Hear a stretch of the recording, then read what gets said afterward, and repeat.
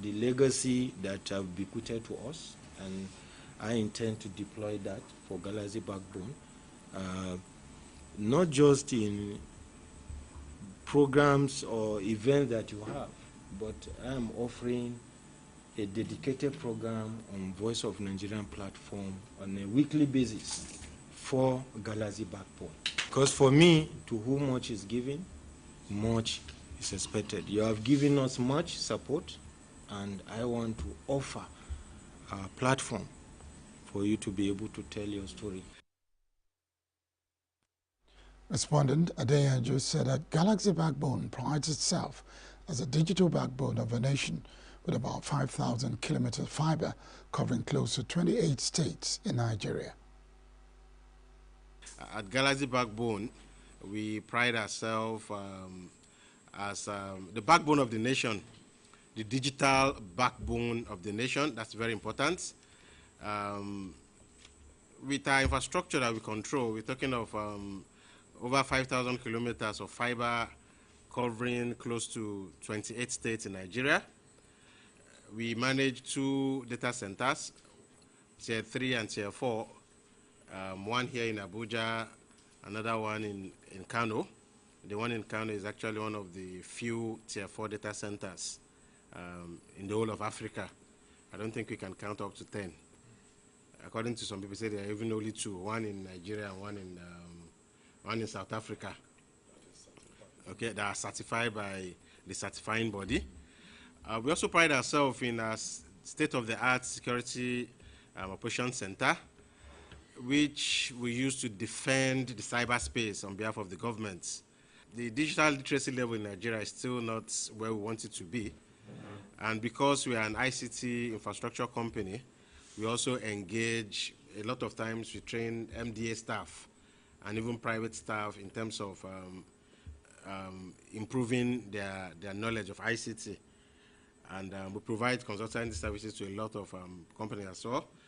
And because of our data center, we're also involved in a lot of cloud services. I think that's very important. And data center services in terms of co-location, but cloud center services in terms of hosting, web hosting, in terms of, basically helping you to keep your data. We need to collaborate more in the interest of the citizens that we both serve. We also need to collaborate to ensure that we help our principal, which is the president of the nation, President Asiwaju Bola Ahmed Tinubu, to fulfill the mandates in terms of the priority areas and to ensure that the citizens can enjoy the fruit of democracy. And I think synergy among government agencies are very important to ensure that not just broadcasting or telling people about the good things, but also letting them see it, even without saying it. And that's what I think we can work on together. Of Ogun State, Benga Daniel, has called for diplomatic solutions to the impasse led by the seizure of 3 presidential jets by a Chinese company in Paris, France. Daniel, in a statement, said that rather than engaging in media war, the most reasonable course of action is finding a diplomatic solution to the issue at hand. He said this is not the time to play politics with the assets and integrity of a country. Daniel, who represents Ogun East Senatorial District in the National Assembly, stated that the Ogun Guangdong Free Trade Zone project, which is the subject of a dispute, still exists, and that several Nigerians are working there at the moment.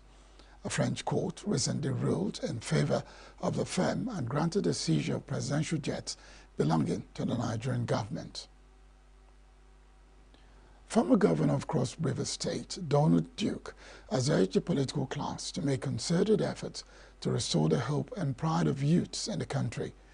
Duke made his advocacy at an interview with newsmen in Abuja on the sidelines of a 2024 Teens Career Conference titled The Power of Music.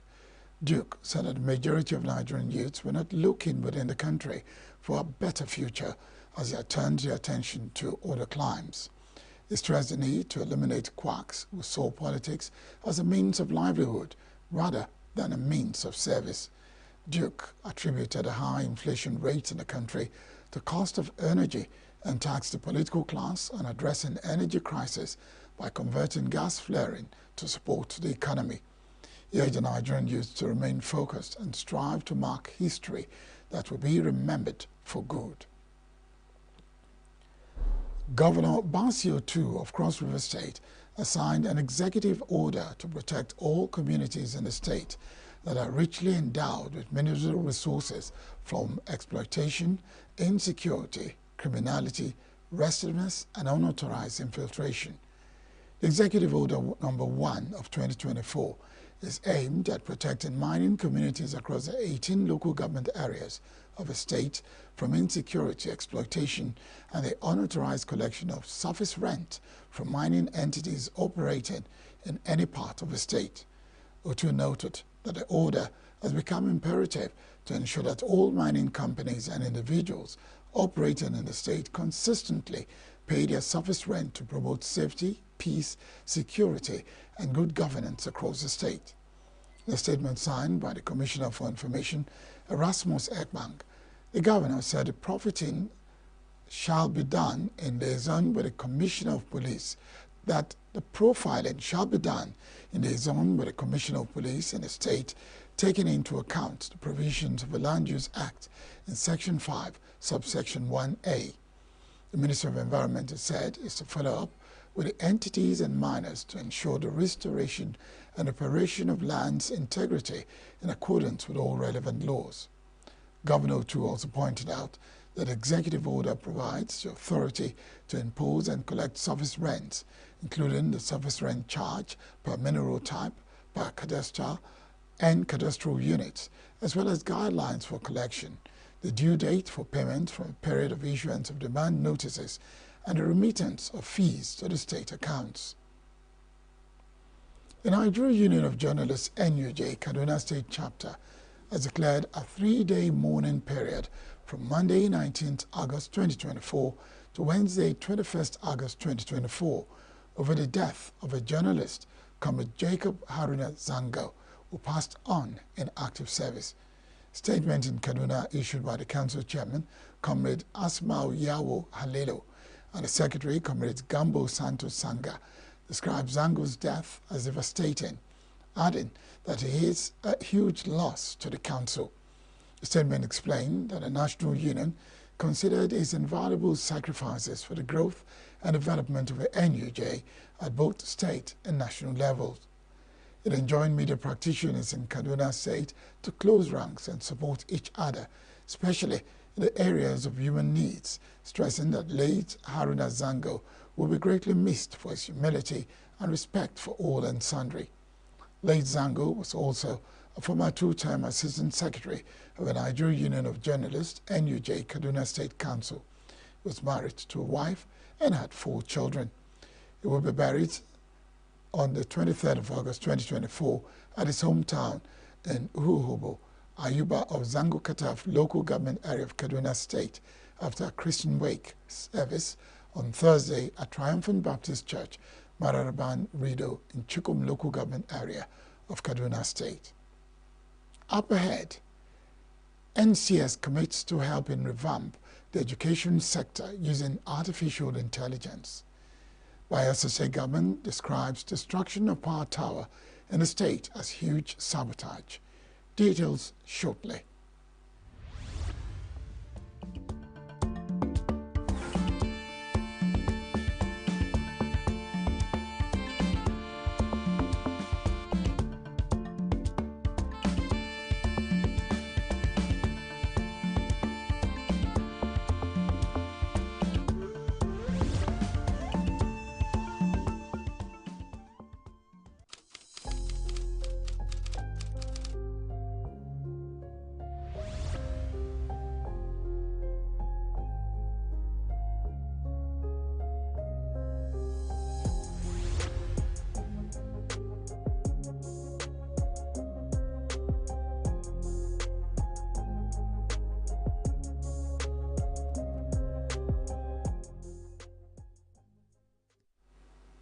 The suspect behind the June 25 dynamite explosion at a River State-owned Hotel Presidential in Port Harcourt was on police wanted list before the incident.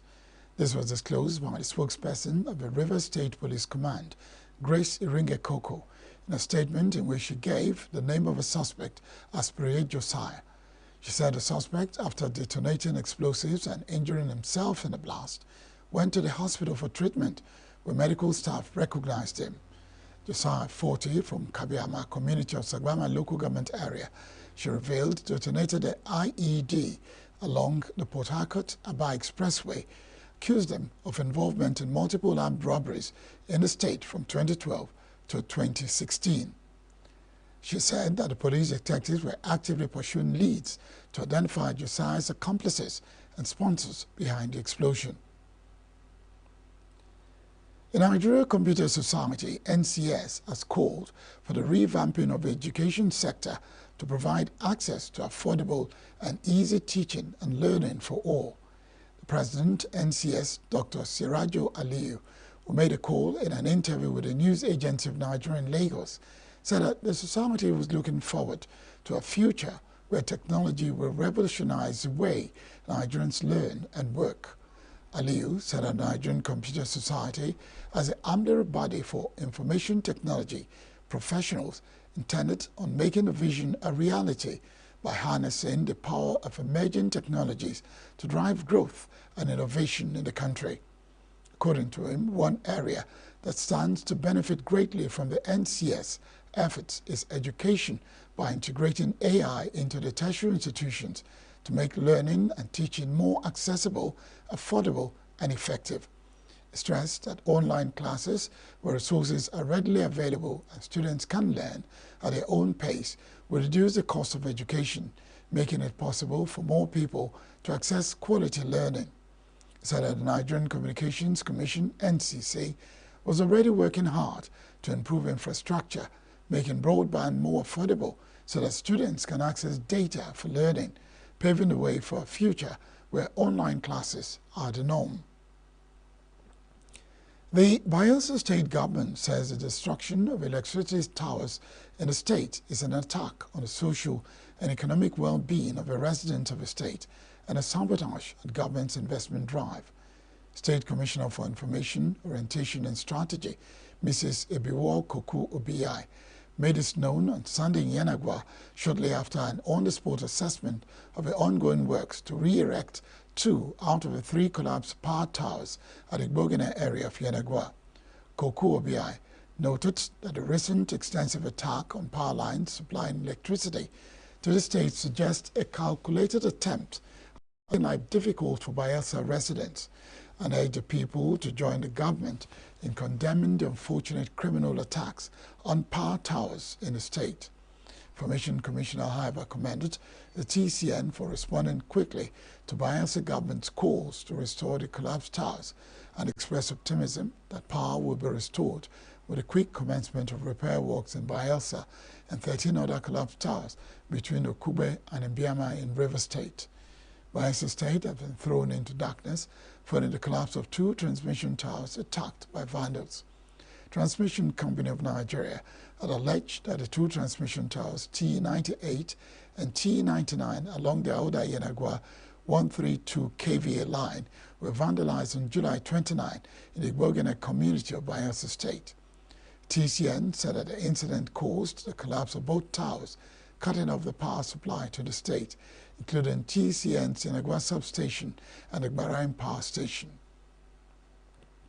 Professor Oyewale Tomori, a leading virologist and former president of the Nigerian Academy of Science, has warned that the country is at a critical junction in healthcare delivery. Tomori, in an interview with newsmen while commenting on the Mpox outbreak, and underscored the current need for improving disease surveillance, enhancing laboratory support, and finalizing plans to produce vaccines locally to contain outbreaks like Mpox. He stressed on the importance of raising awareness about the diseases plaguing the country while fully engaging and empowering communities in surveillance efforts. The virologist said that Nigeria's ability to effectively combat emerging infectious diseases hinged on a robust surveillance system. He described the ongoing upsurge of Mpox in the Democratic Republic of Congo, where inadequate surveillance has led to the spread of the disease to neighboring countries as a cautionary tale for Nigeria. Tomori said that many African countries had the necessary human health workforce to prevent and control outbreaks.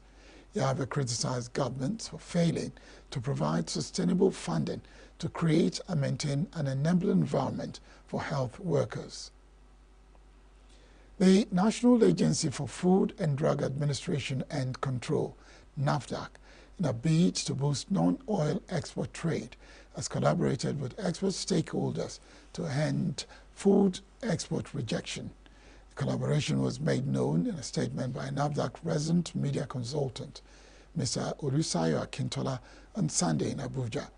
The agreement for collaboration was reached at the NAFDAC Export Stakeholders Interactive Session on draft export regulation with Cocoa Processors Association of Nigeria, COPAN, and Network of Practicing Non-Oil Exporters of Nigeria, MPNN. Also at a meeting with the Lagos Chamber of Commerce and Industry, LCCI, and the National Association of Chambers of Commerce, Industry, Mines and Agriculture, NACIMA.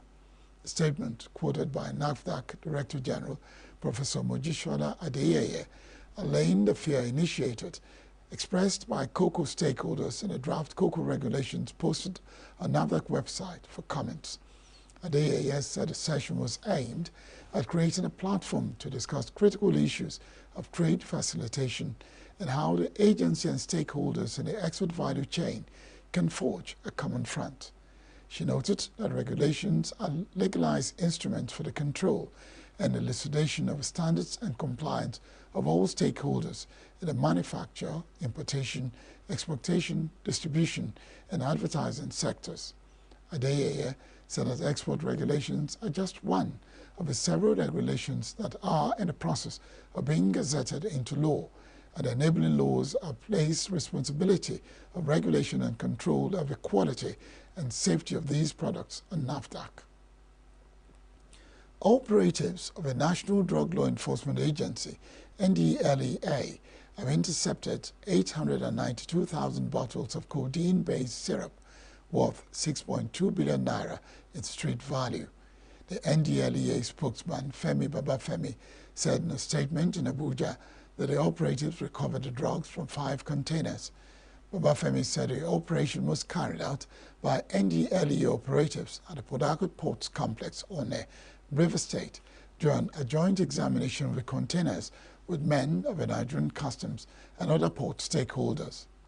In another development, NDLEA operatives supported the men of the Nigerian Army and other security agencies as well as community youths raided the Ise Forest Reserve, Salaja Camp, Ise Ekiti.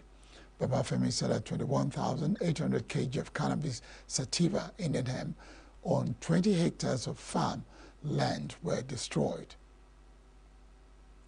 Fuel queues have resurfaced in Lagos as many filling stations ran out of stock, leading to closures and long lines at a few stations still dispensing fuel. Most filling stations along Ikorodu Road were not selling.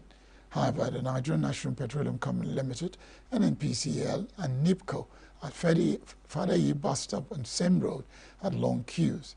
In other areas, stations were open, each with long queues, while the mobile station at Salami Shaibu in Shomolu Metropolis closed due to chaotic scenes caused by commercial vehicles.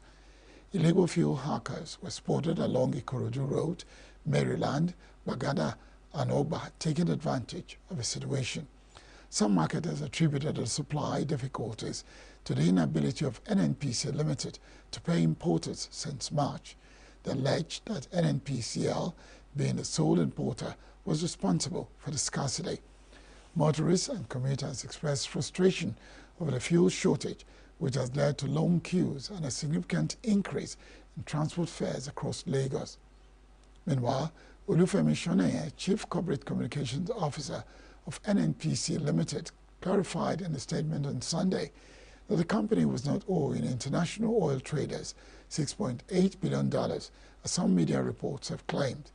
He also refuted claims that NNPC Limited had not remitted any money to the Federation account since January, stating that the company and its subsidiaries regularly remits taxes to the Federal Inland Revenue Service, FIRS. Many residents of the Federal Capital Territory now breathe a sigh of relief as prices of some staple food decrease in the city center and satellite towns. A market survey conducted in Abuja revealed that while prices of some food items are coming down, others still remain at rooftops. The survey also conducted in Apo Fish Market, Dutse, Lugbe, and Wuse, Yanya Markets, and Orange Market. The residents attributed the reduction in the prices to harvest season, which has increased food supply, as well as tax waiver on some food items granted by the federal government. Officials from the Lagos Traffic Management Authority and military personnel have clashed over the military's attempt to close the busy Adeniji to Falamo Road. The Federal Controller of Works for Lagos, Olukorede Kesha, had enlisted the military's assistance to enforce the road closure for the purpose of rehabilitating certain sections of the road.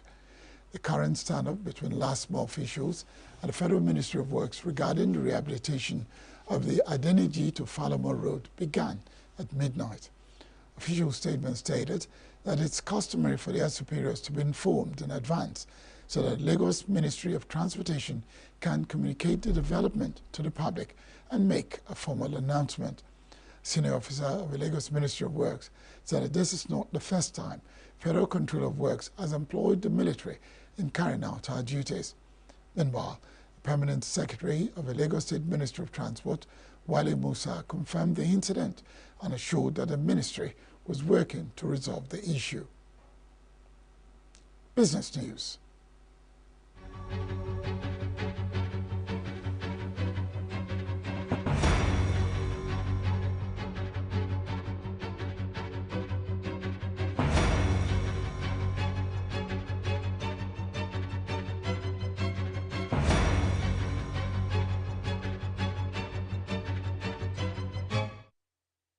U.S. Treasury yields saw a decline on Friday as investors processed key economic data and assessed the state of the economy. The yield on the 10-year Treasury fell by over 2 basis points, settling at approximately 3.9035%, while the 2-year Treasury yield dropped slightly to 4.0853%. These movements followed a jump in yields on Thursday, caused by unexpectedly strong U.S. retail sales data for July, which rose by 1%, surpassing the anticipated 0.3% increase. The increased consumer spending figures eased fears of a recession, with weekly initial jobless claims also coming in below expectations, calming concerns about the labor market. Investors are now turning their attention to upcoming Federal Reserve comments, particularly at the Jackson Hole Symposium, as well as new data on building permits, housing starts, and consumer sentiment. China's central bank has announced a reduction in financial risks, particularly those related to local government debt. In interviews published on Thursday, People's Bank of China Governor Pan Gongcheng highlighted that the overall risk level has declined and efforts to manage high debt levels within the real estate sector have been effective. Pan also emphasized that the central bank will continue working with the Ministry of Finance to ensure China meets its full-year growth targets, with monetary policy remaining supportive. Local government financing vehicles, LGFVs, which were established to help local authorities fund infrastructure projects, have seen a decline in both their numbers and debt levels. Despite these improvements, challenges remain with over 1 trillion yuan, that's $140 billion, in LGFV bonds set to mature in the coming quarters. Analysts have raised concerns about China's slowing economic growth, which could hinder the country from reaching its target of around 5% growth for the full year without additional stimulus. Introduce a new 500 million tax-exempt bond to attract both domestic and foreign investment into key sectors such as infrastructure. The bond, unveiled by the Debt Management Office, offers a minimum investment amount of $10,000, making it accessible to a wide range of investors, including those in the Nigerian diaspora. The bond is designed to channel funds into sectors that will drive economic growth. At the roadshow in Lagos, Nigeria's Finance Minister Wale Edu described the bond issuance as more than just a financial instrument, but a strategic move to support the country's economic development. The bond is part of Nigeria's broader effort to diversify its funding sources and strengthen its financial markets. Nigeria's National Assembly has come under scrutiny for its 2024 budget allocation of 344.85 billion naira, a sum that could fund the combined budgets of more than 25 federal universities. This allocation, which exceeds the individual expenditures of 20 Nigerian states, has drawn criticism, especially in light of economic hardships faced by millions of Nigerians. Universities such as University of Lagos, with an allocation of 19.4 billion naira, Obafemi Awolowo University at 17.02 billion naira, University of Ilorin at 14.3 billion naira, University of Port Harcourt at 19.58 billion naira, among others, have budgets lower than the National Assembly's allocation. This comparison has led to a controversy among the legislature's spending priorities, with many Nigerians questioning the necessity of such a large budget for the 469-member body.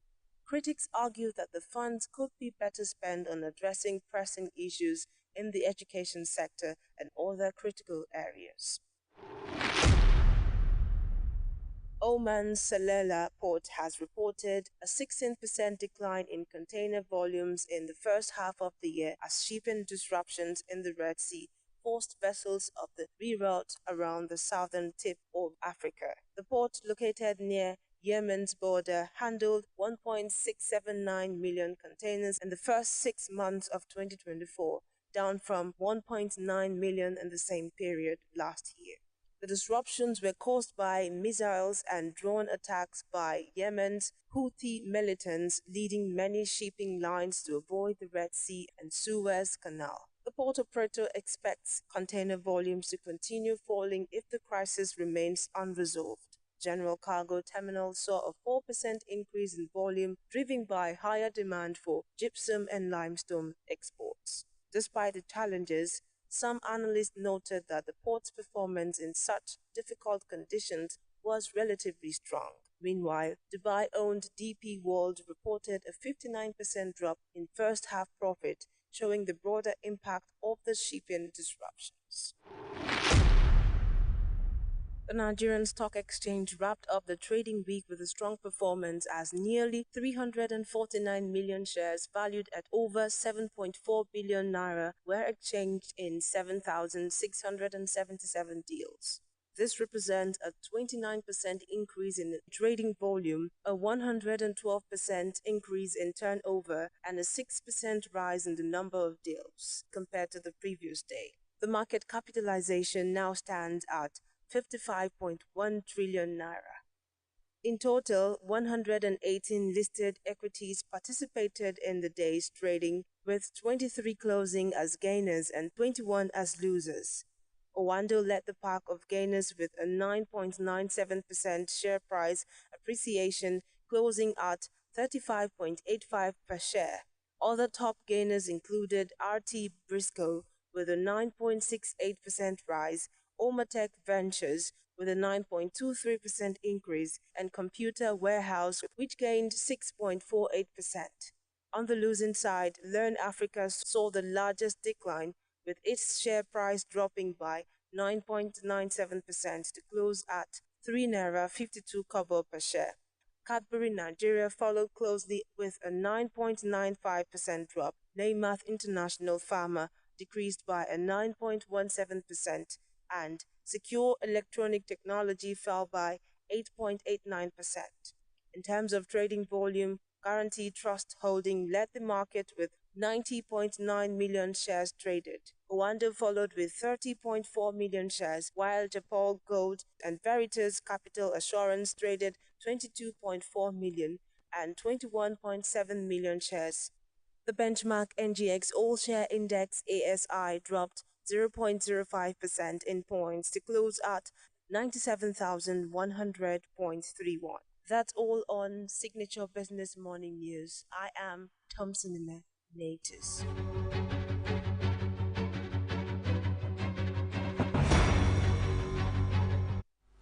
Still to come, oil spill reported off Venezuela's Caribbean coast. Details shortly.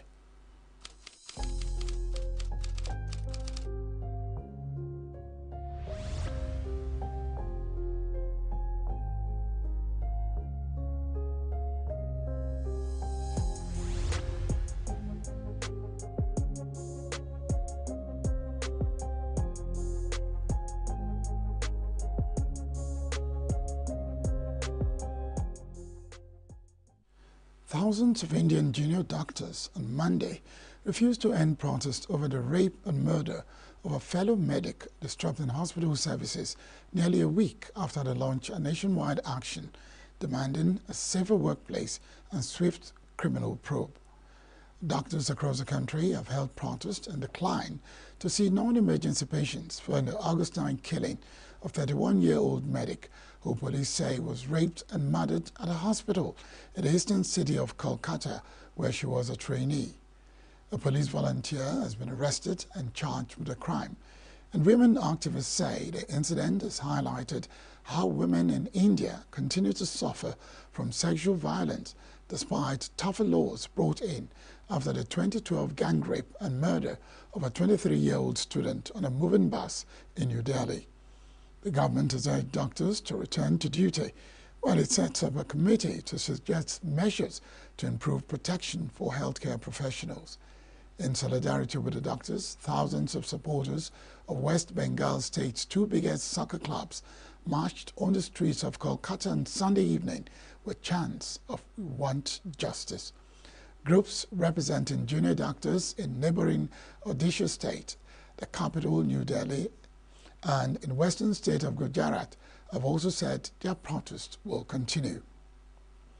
United States Secretary of State Antony Blinken on Monday called the latest diplomatic push by Washington to achieve a ceasefire deal in Gaza probably the best and maybe the last opportunity, and urged all parties to get the agreement over the finish line. The marathon talks towards a ceasefire that has been going on for months are set to continue this week in Cairo following a two-day meeting in Doha last week. Blinken will intensify U.S. diplomatic pressure to ensure that negotiators secure a breakthrough later this week after the U.S. put forward some bridging proposals that the mediating countries believe will close gaps between the warring parties. The mediating countries, Qatar, the United States, and Egypt, have so far failed to narrow enough differences to reach an agreement in months of on and off negotiations, and violence continued unabated in Gaza on Sunday. Hours after Blinken's arrival, Hamas said it holds Israeli Prime Minister Benjamin Netanyahu responsible for thwarting the mediators' efforts, delaying an agreement and exposing Israeli hostages in Gaza to the same aggression faced by Palestinians. There's been increased urgency to reach a ceasefire deal amid fears of escalation across the wider region as Iran has threatened to retaliate against Israel after the assassination of Hamas leader Ismail Haniyeh in Iran. An oil spill, which appeared to originate from Venezuela's El Palito refinery several days ago, has contaminated a bay off the country's north-central coast in the Caribbean Sea. Video showed oil at the shore of a beach in the town of Boca de Aro, where there was no immediate comment from the state-owned company Petróleos de Venezuela, PDVSA, or the oil ministry. El Palito refinery, with a capacity to process 146,000 barrels of crude oil per day, is Venezuela's smallest oil refinery complex located in Puerto Cabello municipality on the coast of the central state of Carabobo. Hundreds of Palestinians in Israel joined an initiative to collect donations to be sent to Gaza as the hunger situation.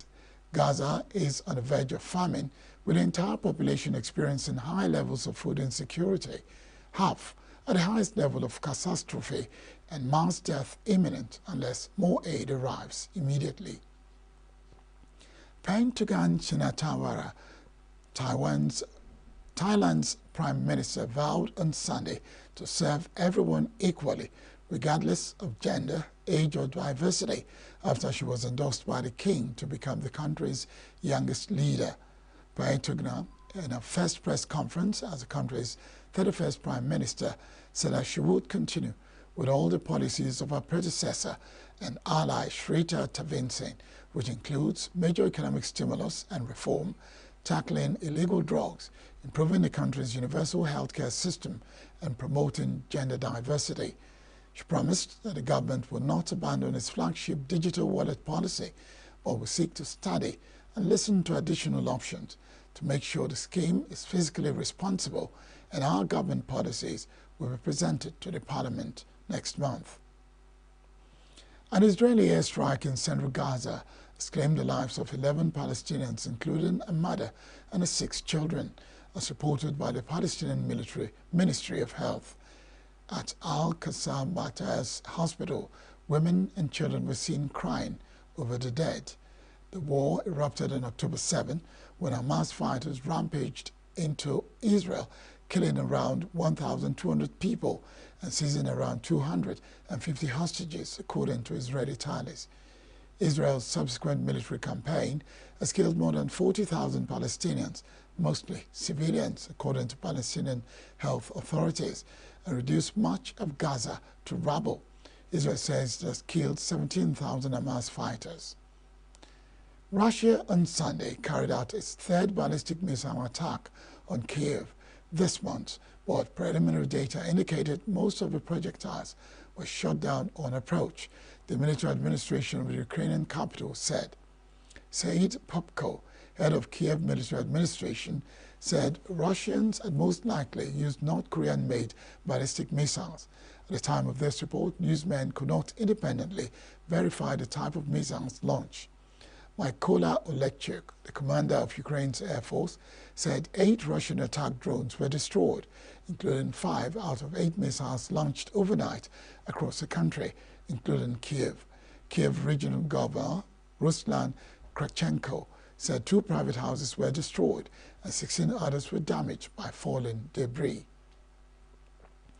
In the heat of Dhofar Governorate, the Sikhs World Heritage Site stands as a silent testament to Asian civilization's ingenuity and mysteries. Mabruk Mohsin, an Omani archaeologist, has dedicated his life to uncovering its secrets. The shared site, with its amalgamation of historical artifacts from various Asian civilizations, stands as a beacon for collaborative archaeological endeavors. Mohsin calls upon the international community to lend their expertise and resources to uncover the hidden stories of Sikhs, admitting his passion for the site is palpable, and the site requires international expeditions as it still retains its inherent mystery. In solidarity with striking doctors, thousands of supporters of West Bengal's 2 biggest soccer clubs marched on the streets of Kolkata on Sunday evening after a 31-year-old postgraduate student of chest medicine was brutally raped and killed last week. Doctors across the country have held protests and candlelight marches and refused to see non-emergency patients. In the past week, after the horrific crime that took place in the early hours of August 9 in the eastern city of Kolkata, supporters of soccer clubs East Bengal and Mohun Bagan marched next to the Salt Lake Stadium, chanting slogans demanding justice for the murdered doctor. Women activists say the incident at the British colonial era R.G. Carr Medical College and Hospital has highlighted how women in India continue to suffer despite tougher laws following the gang rape and murder of a 23-year-old student on a moving bus in Delhi in 2012. That's the news this hour on Signature TV. Thanks for watching. I am Barry Kumo Ado.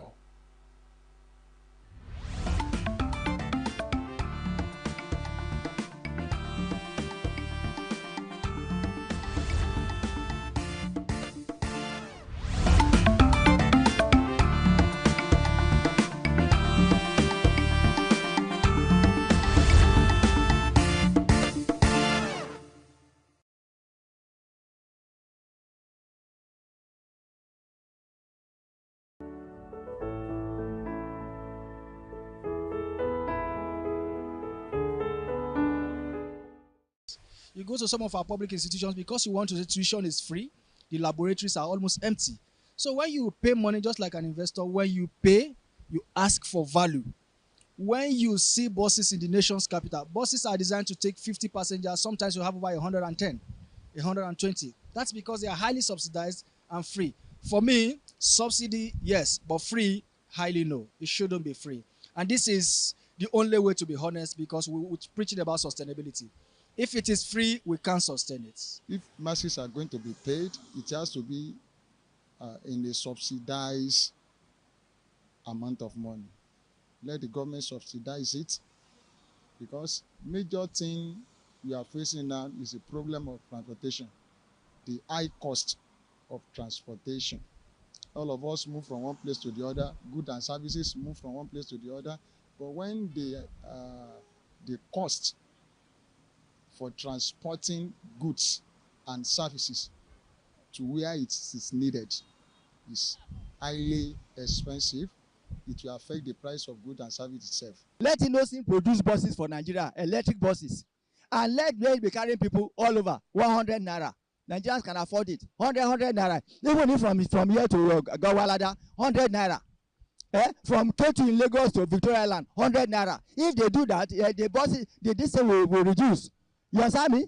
You set up a charging point where they can go and charge their buses.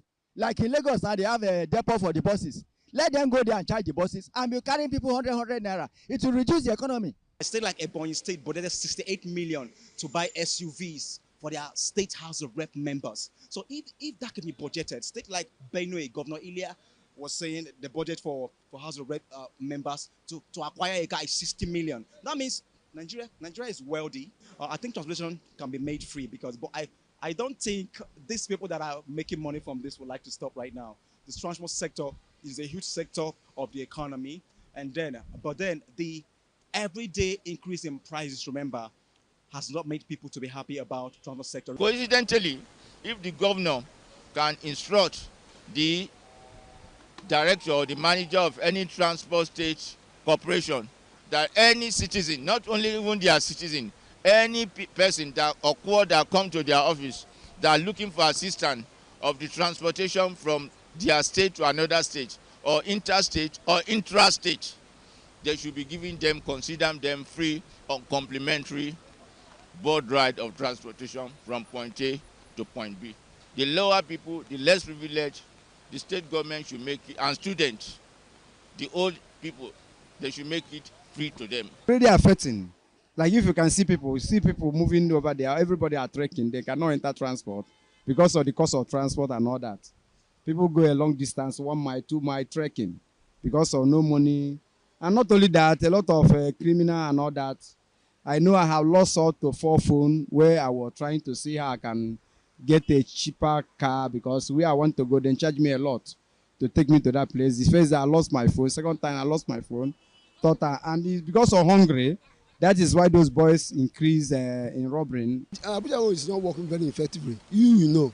Then the government should look into it and provide more. And they can go to countries, other countries, developed countries, go there and get there. They know what to do. And they bring it down, the price. And they also consider the pass also. Because the former one, the urban mass, many of them packed now in the garage. They are not working.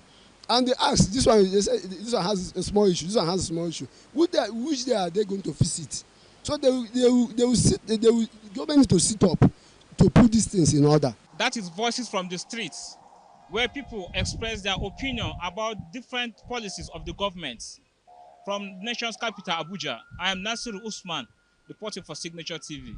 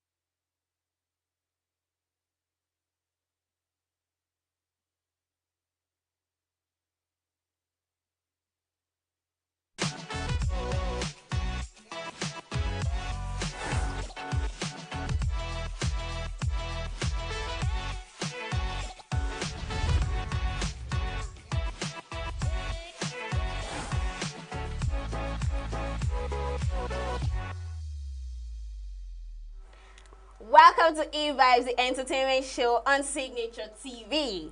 And I'm still your baby girl, Queen Mokunta. And I'm not alone. I have a co-host here with me.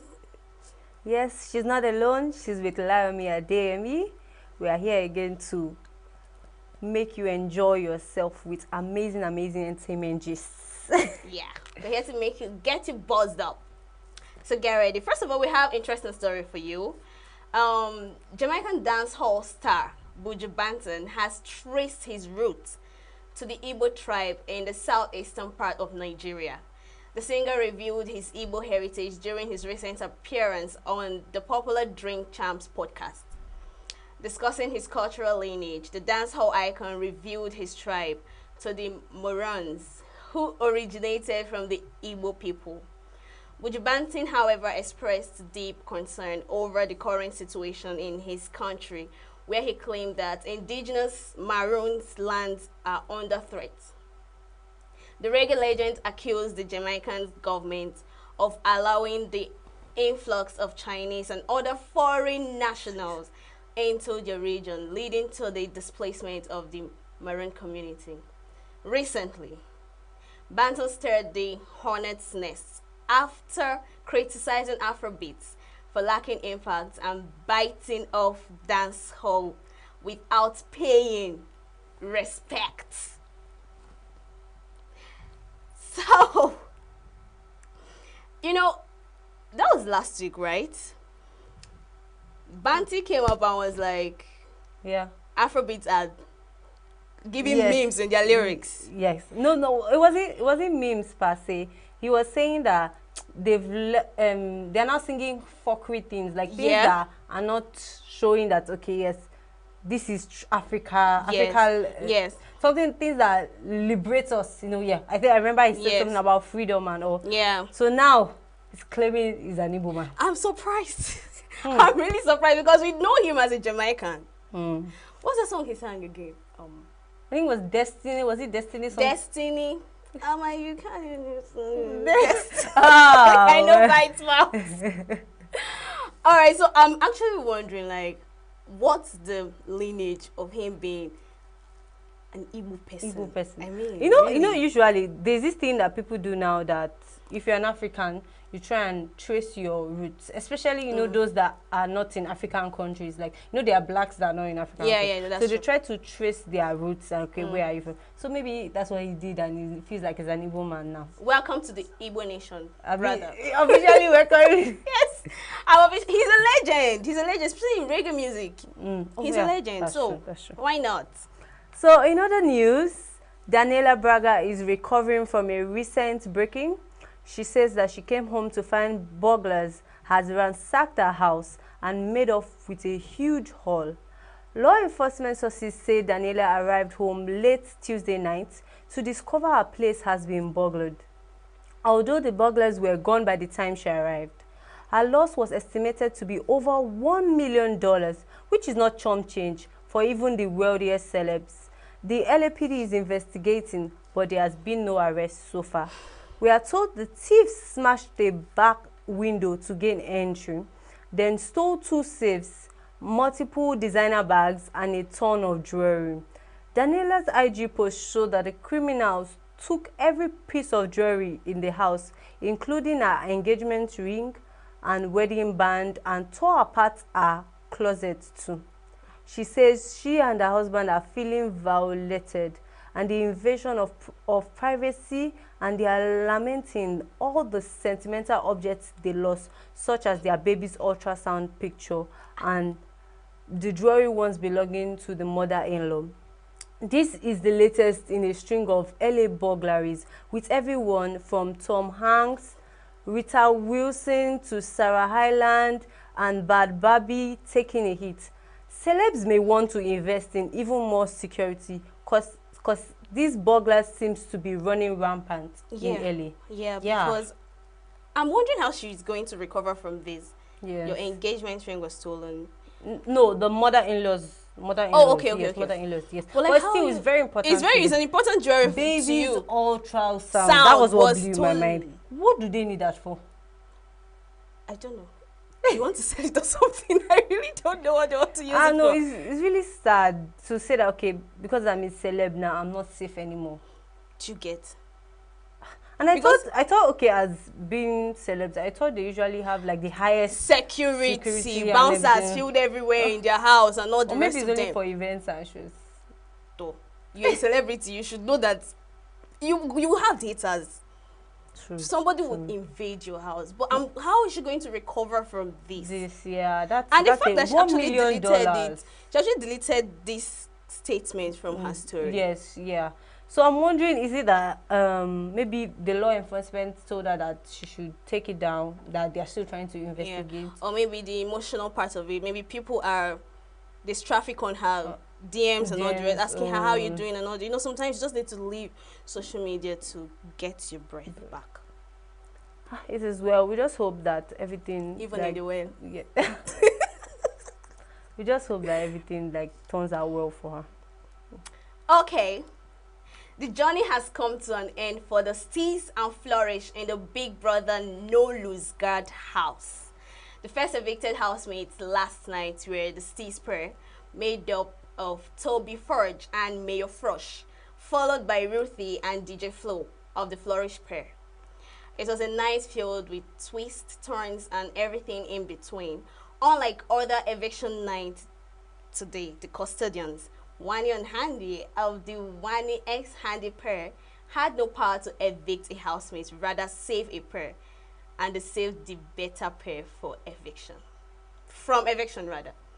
As voted by the viewers, the bottom three housemates were Ruthie and DJ Flo of the Flourish pair, Toby Forge and Mayor Frosh of the Steez pair, and Fermi, David and Mickey of the Radicals pair. For the first time since the season of the Big Brother show began, two pairs are evicted at once from the house. You know, I said this thing before. All right? You guys are pair, okay? Probably one person is giving you the content in the house. But if your other pair it's not giving the both of you would leave. Yeah, now when they talk, say no lose guard. Okay. You know, yes, no lose guard. Anything if it happen like this, the fact that people know you, people love you is not enough. Yeah. Like you and your peer have to make it work. Yes, anyhow at all. Anyhow you know you could make it work. You know my favorite is Wani and Handy though. Because they are twins. No. They have the vibe, they have the content, they have the juice, they have the not the demure actually, but they have everything in it. Everything in it. But it's unfortunate. Yeah. Yeah. If they had the opportunity to they would have. I didn't really watch the eviction show, but I know they would have saved. Maybe the Steez pair. I loved the Steez pair too. Well, you know, at the end of the day, people would have to go. We saw the poll. We saw that okay, they had less votes. Yeah, that's true. And that's just it's a game. It's a game at the end of the day. So people would have to live at the end of the day. One person has to win, one person yeah, has to in lose. other stories, Davido's father, Dr. Adedeji Adeleke, has donated 1 billion to Cherubim and Seraphim Church in honor of his late mother, Inena Esther Adeleke. On 18th of August 2024, the Adeleke family attended the Thanksgiving service in Lagos State to celebrate the life of Inena Esther Adeleke, who was the founder of a C&S church in Ede, Osun State. During her lifetime, she held the esteemed title of Senior Mother in Israel within the church, a position that her daughter, Modupe Adeleke Sani, now fills. The service was attended by notable figures like the Ogun State Governor, Dapo Abiodun, the Lagos State Governor, Babajide Sanwo-Olu, and Davido. In the trending video, Dr. Adedeji Adeleke said, on behalf of his late mother, senior mother in Israel, late Mrs. Esther Adeleke, they want to contribute the Centenary Endowment Fund, the sum of 1 billion. After his pronouncement, the crowd erupted in loud cheers. Music was played, and another video showed Governor Ademola Adeleke dancing in his usual fashion. The tremendous donation by the Adeleke family shook social media, leading to various reactions. Some social media users also expressed their disapproval of the donation to the church, noting there are more pressing issues.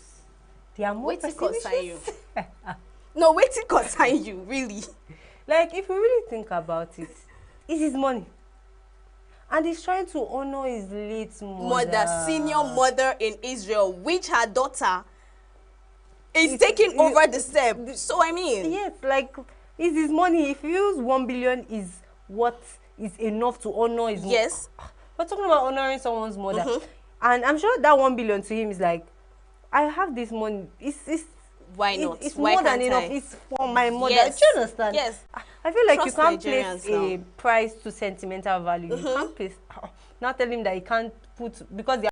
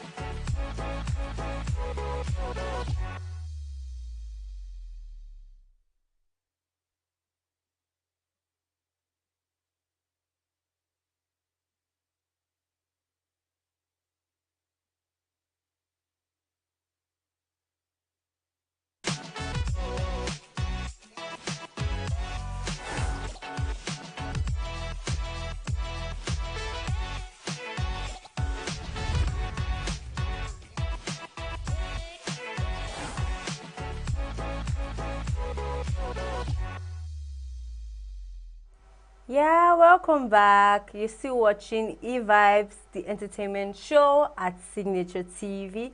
And I have with me a wonderful, wonderful guest who was the wonderful person behind the melodious Oja piano sound. Yeah. And his name is Okeke Benjamin Chijioke, also known as Ojazi Igbonile. I hope I pronounced that well. It's lovely to have you in the studio. Thank you very much. Thank you very much. Your outfit is giving traditional vibes. Yes. as it should be. Yes, Right. yes. Oja is a traditional instrument, music instrument. Yeah. So we go with it. Yes. So, how would you define traditional music? And what's the key characteristics? Traditional music, I can define it as, let me say, is in our blood, Sha. Okay. And traditional music is the one our ancestors lived for us. They did it before us. Okay. They are the one that started it. Nobody can say who started the traditional music. You get? So this traditional music, I can define it as an ancient music vibe. You get? It's an ancient music vibe. Which I can say traditional music can raise your spirit, can high you, can give you joy and happiness. Okay. Traditional music can make you forget your past. And traditional music can make you think about yourself, your present, even your past. Because if you listen to our olden time music, they will be saying some proverb there that it's happening now. They say something like Lucky Dube. Okay, let me say in Igbo side, Michael Jaha. Many people who sang olden day songs, like they say something that is happening now. Okay. So traditional music, I can define it as a way of prophesying to people. Okay. It's a way of telling people who they are, Okay. what they are, and what they're meant to be. And traditional music is from our ancestors. So our ancestors held it, and it stands still now. So it's a spiritual something, and tradition is on a spiritual rate. I will just rate it spiritual because tradition is a custom. It's both cultural and personal music and experience, and it flows with mind. True. It goes with mind. Once you are singing or listening to audio music, just meditate on it. You understand what I feel or what I'm saying. Yeah. So traditional music can be defined as a ancient, strong spiritual songs that teaches, and high people, for happiness and even in sorrows. Yeah, that's true. Yeah. So but like as a Nigerian, do you think that the way our traditional music used to be there, it can still be like that even in this modern age? Yes, it can still be like that, but it will be redefined. It will be, let me say, now we are in digital world. Yeah. The only difference now and then is digital. Okay. We are into the first century. Now, if we know who we are, what we are meant for, what we are to be, what God created us for. There is a reason God created Igbo goat different and Hausa goat different. There is difference between Hausa goat and Igbo goat. If we can know that, if we can know that God is not that senseless, God is not idiot to create Ewu Igbo and Ewu Hausa, you will know that you are somebody, you are meant to be somebody. Okay. If you know who we are, what we are meant for, what our ancestors transferred to us, the blood that runs in our vein, if we can define it, simplify it, then we know that we can do it. But we'll just add a little spice to it. Then make it on a digital world, because now we are in social media life. Yeah, that's true. Yes. And AI is almost taking over. Yes. So we all know, yes, we all know that youths of these days, they don't really appreciate traditional music. And um, would we say that, okay, we have lost our sense of cultural and traditional value as youths? No, we can't say that because our culture is getting back. I've seen so many youths getting back to it. I've seen so many people, so many talents wasting on the street. You get? I will not say that he's going, but I will say that he's sleeping. And one day, I pray that one day it will wake up because he lives inside us. So that's one of the things you are planning to do as well. Like Yes. that's Like for me now, I'm planning to bring the Oja into Afrobeat, into hip hop. You get? I want to make it like even white people will like it, Igbo people will like it, Yoruba will like it, Hausa will like it. Yes, that is it. That is my dream. That's what I want to use Oja to do. Yeah, I would say that is my own call, talent, career, and what and who I choose to be. Okay. Wow. Yes. So we learned that you're related to Teresa Honora. Yeah. So From does my that town. mean that traditional music runs in your blood? I would say that it runs in our blood. Yes, I would say that, but not only traditional music. Anything traditional runs in our blood. Mostly Unubi, so many parts. You know, let me say, in Anambra State, okay, they are part of Anambra State. They know them for something, particular something, okay, like Oka. They knew Oka with technology in Kanozu. Okay. In Enugu, mostly Udi. They knew them with Udu Bunch, you know, this cultural une here. Then on our own part in Unubi, they knew us with Egu Oja, you know, Egedege, Oja. Then traditional stuff like being dedicated traditionalists. Yes, I'm one of them. Wow. I'm proud to be one of them. I'm a dedicated traditional. Even when I'm dying, my ancestors first. Your ancestors comes first. Yes. Whatever I do in my life, my ancestors comes first. You get? So anything I do now, I'm dedicated to it. And you know, once you're dedicated to something, your spirit will possess it. Sure. You get? So once you determine, dedicated to it, and know that you want to do this, your spirit will possess it, and it will come to pass. Okay. That is the belief. All right. Wow. Yeah, I'm learning a lot of this. So, yeah, you made the hit Oja Piano. Were you paid handsomely for it? Just about that. I can't gist you about that. For now. You get? Wow. Oja Piano, you know, in music, we have types of music. And inside music, we have many things. Okay. You get? Music is something else.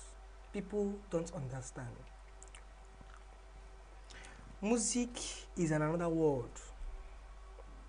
You get? Like social media. You know, life of social media and life of normal life is not the same. Yeah. True. I can be rich in social media, but very poor in real life. Okay. Yeah. But in music industry, we eat by what we harvest. I don't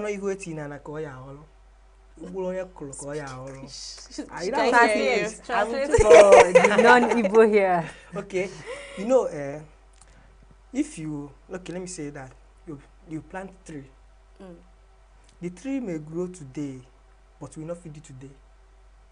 Yeah, it takes time to grow now. Yes, that is how music money is. It takes time. Acts of Davido, acts of Burna Boy, acts of Wizkid. Wizkid started music many years ago, even before I was born. But not that time he were eating the money. Now he's eating the money. Almost 30 years later. That is how music stuff is. So music is not bent on paying you. Yeah. It's bent on what it achieves, what it brings back to you. Yeah. Like now, for instance, let me say now, like I don't have money. They'll give me money in Oja piano, but I have money. Do you know why I say I have money? Only the name. I can use it to make whatever I want. True. It's like a landmark. Yes. Only the name. I can go to anywhere. I can do anything. Legally things. Yes. And with this name now, I can use it carefully and make a huge money apart from music. Okay, that's true. If I want to do business with you now, you see this person is a known person. He will not spoil his image. Okay, if you trust me, then we will do the business. Yeah. That is another money music give you in another way. Yeah. So talking about growing in music, right? Yes. Apart from Oja Piano, Yes. have you had any other hit collaboration with any other music artist? So many of them. I have hits with Tekino and Bere Tiger. I have hits. That one is a go piano. I have hits with Jerick. Wow. Ifedemwa. I have hits with so many people. Wow. I have like so many artists and upcoming ones. You get so planning to have some. I will not call name, but our Igbo celebrities such as Fino, Flavor, we are planning to. So yeah, we get there soon. What about collaborating? Sorry, what about collaborating with Teresa Honora? Yeah, he's on plan. That's good to hear. That's good to hear. Before Oja Piano hit, have you done like other collabs? Before Oja Piano, I did a single music by myself, but I did it like as a child, you know.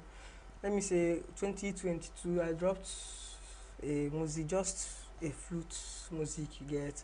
Because that was when I started having the dream that it was a hip hop show, but I started having the dream that I want to make this Oja a hit, like, because my Oja is not for normal hyping. I would say that I don't know how to play normal Oja self. But what is music? Both cultural, hip hop. Once I hear sound, I will flow in it. With the Oja? Yes. I will sing it with it. I will sing anything with it. You will blow this Oja for us today. That's not the problem. We can't wait. That's not the problem. I will do that. That's good. I think you've given us a bit of insight to your plans for this Oja in the near future. You said hip hop. So, is there any, some things, more hints you can give us concerning that, like the plans you are making towards that? This life is a gradual process. And my mother always said, Rome was not built in a day. You get? So, like my plans, I don't like to say my plan, but let me give you a clip. My clip of my plan is to bring Oja back to the world map. Oja is already in the world map. I bring it to the world map, but I want it more. Okay. I want to use it to go outside of Nigeria, internationally. It's not bent on Igbo. Even I want to make it like the white people will know how to like piano now. They are learning it now. It has keys. No white man knows this key, not the key of my Oja. So it has keys like this now? It has keys. Nobody can, unless you know it, unless you are talented with it, it has key. That is, if you sing, I can use that key to find it. Okay, don't worry. After this, I will sing let me say, a song you know. I will use it to say, so, and you see that key, it went well with the key. So Oja, I want to make it like, they will be studying about Oja, the keys and everything. Because this Oja was given to me in the dream. Yeah. Wow. And which normal person cannot understand. I can use this Oja to call your name. I can use it to call you any name and say whatever I want to say. But normal people won't understand it unless I make you understand it, or you listen to it very well and have the sense of reasoning that this is what I said. Yeah. You get? So Oja, I pray that I will make Oja a great something. This is not the last place. This is not the last place. You get? In this life, temptation comes, everything comes. You're struggling, but before I die at the age of 90, 90, 100, I'll make Oja a very big something. It will pass piano self. So many trumpet, even trumpet, I will make it like that. You know, trumpet is a viral, is an international something. Yeah. I'll make Oja to that. That is it. You know, I'm actually interested in how you mix the contemporary music, right? Yeah. With the Oja. Is it that you get the sound? Let's take for instance now, what song should I use now? Any contemporary music, right? Does it mean that you get the sound? While the sound is playing, you're blowing the Oja? No, Oja comes from the mind. So you blow the Oja, then you mix it together with the... Which one comes first, the Oja or the contemporary music? Like when trying to mix it together. The secular music, right?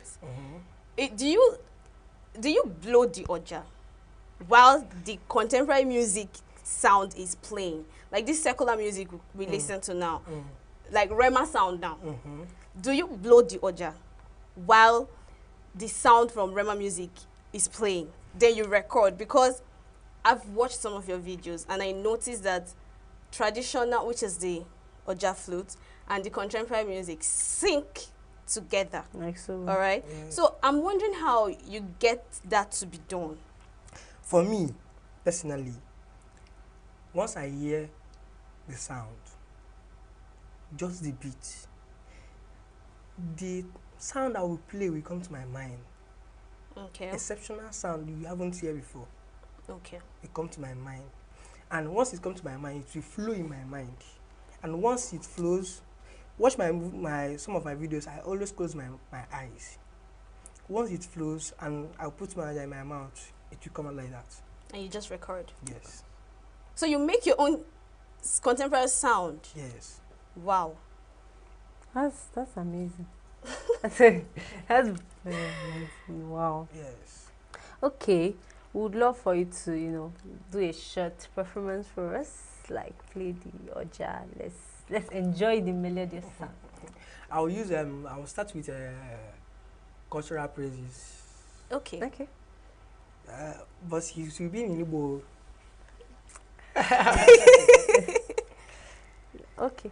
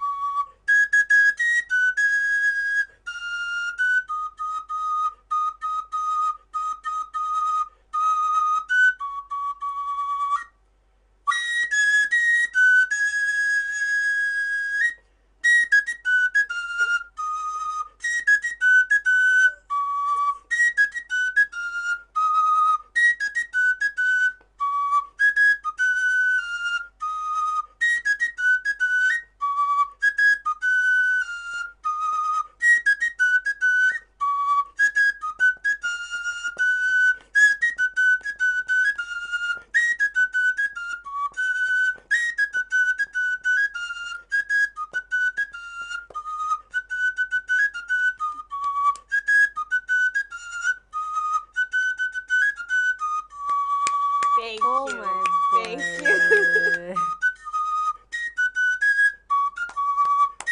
Wow.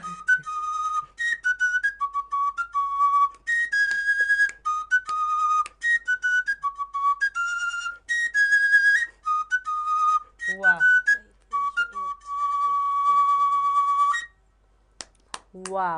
Amazing. amazing. The way you're blowing this thing, I'm looking forward to learning how to blow this flute. Yeah, you guys should have seen. I had so much fun. Busting some moves here. That was amazing. Thank you so much. Thank you so much for joining us on our show today. Yeah, it was lovely talking to you, listening to your music. Amazing. Thank you very much. Thank you very much. Thank you. All right. We're going on a short break. And when we return, we attended an interesting event yesterday. Yes. And when we come back, we'll be reviewing this event to you. So stay tuned.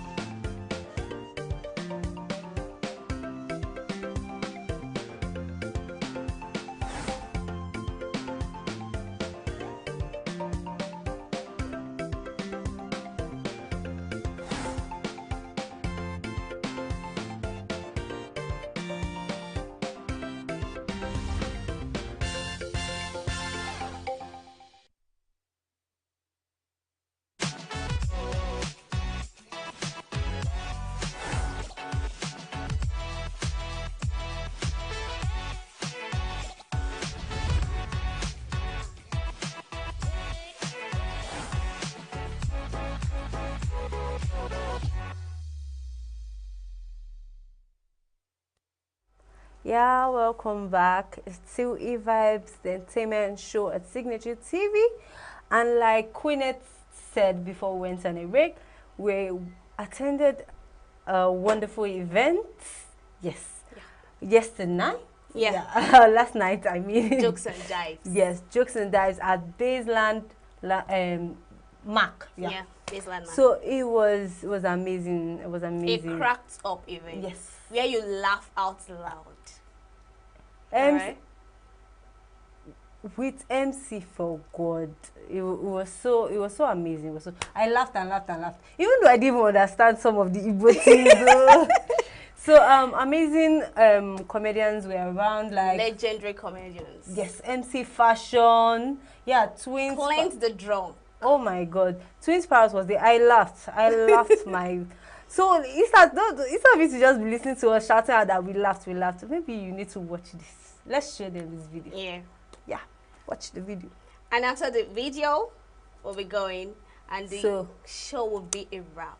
Yeah. Join us same time tomorrow on Signature TV. And don't forget to follow us on all our social media platforms. And subscribe. Yes, please. Yes, subscribe. Please. All right, let's see the video. We'll see your hosts. Let's see the video. For some years, I know they do comedy again. I don't enter private business, different hustle. But today, I say the business, when I start for this time, in 2005, to start to do comedy show, I did so proud. Say so many of these young guys, they've done so well. And I'm so happy. I say, make I come back home. I be worried about you, but I be 042, full 042, from Obiago to Artisan to... I not be 042. I not be 042. Which one again? Now we are not no for 042. I be a shoot boy, not be a suit. A shoot. When are they shoot? Now we do a suit. When I not there. So, ladies and gentlemen, tonight, my duty when I come from Lagos, I just to do one thing. I just want to bring one young man when I did so proud of. I did so proud of many of them. How many of them they see the things where people like Forever from ENUGU all the way to US, UK, Canada. Then when I clap for Forever, then. How many of them where they go for today so proud? Say franchise. Now from 04 to when I clap for franchise. And I won't call them flavor, their fino, they call the comedians. But ladies and gentlemen, tonight we not go waste our time. We not don't try. Thank you so much for supporting MC for God. Tonight we get the comedy Berlusconi for the house. God dance. We never appreciate comedy. MC for God not be paid these guys. So now bros I beg it bring them come. So we have to appreciate them. We get somebody who don't do this business for so long. Give it up for Cleans the Trunk.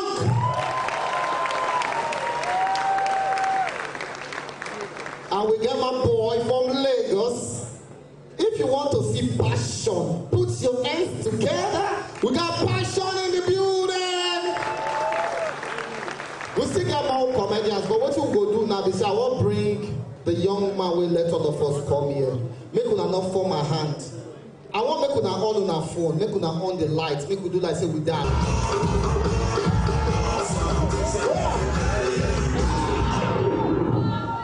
Where my father did. That day one day, say bodyguard go follow me. The bodyguard did. Hey! Oh my God, first of all, I want to kneel down and thank God. Thank you, Jesus. Thank you, Ancient of Days. Thank you, I am that I am, the maker of heaven and earth. I give you all the glory today, in Jesus' name. And as I celebrate my victory, please you can have your seat. We are here. Where my father? Where's my father? Daddy?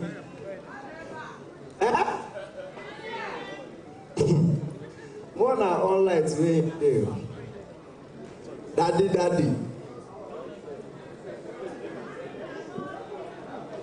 When I go school, please, can you celebrate my father? Please, a round of applause for my father.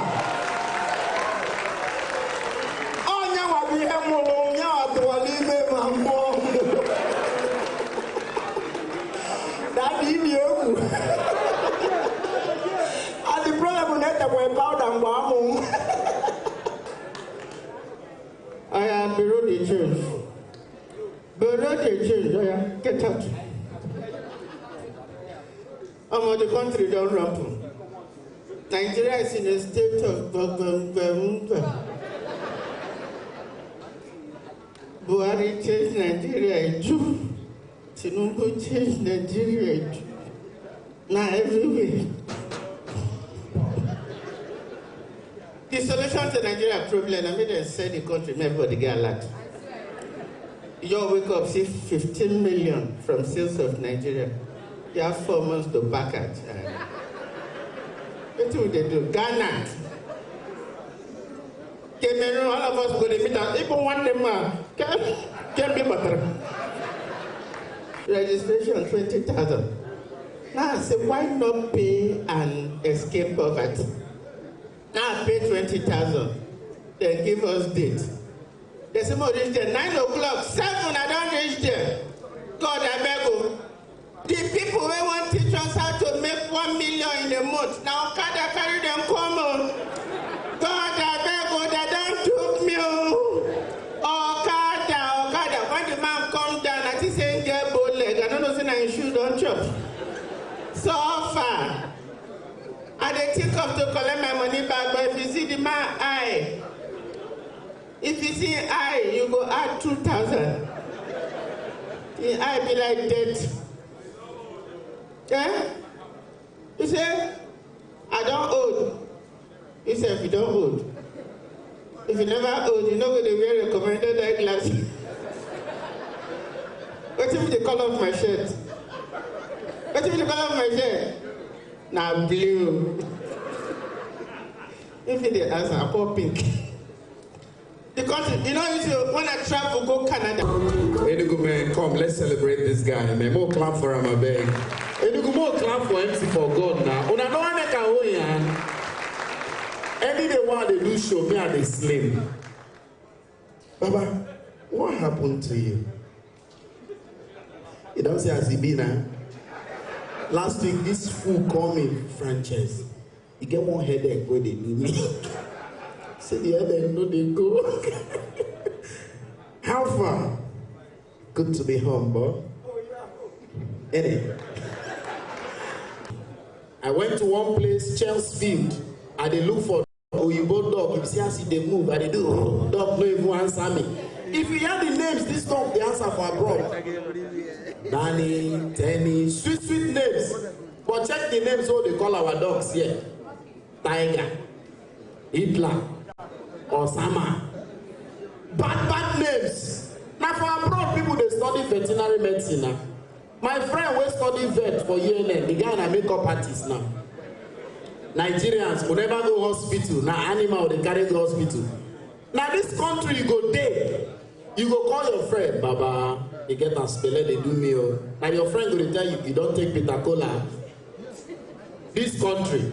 We just finished protest in Nigeria. My brother, when Aboki joined protest, Nigeria, the only country where they protest against protest. Where I fear, where Aboki used cutlass, they cut iron. Aboki loot police station signpost. Till today, people look for police station, you know. I beg all the girls where they here. This BBL where they reign now for Nigeria, no understand though. Women now don't they carry BBL. When you see woman we get fine curve, you no go know whether na original or fake.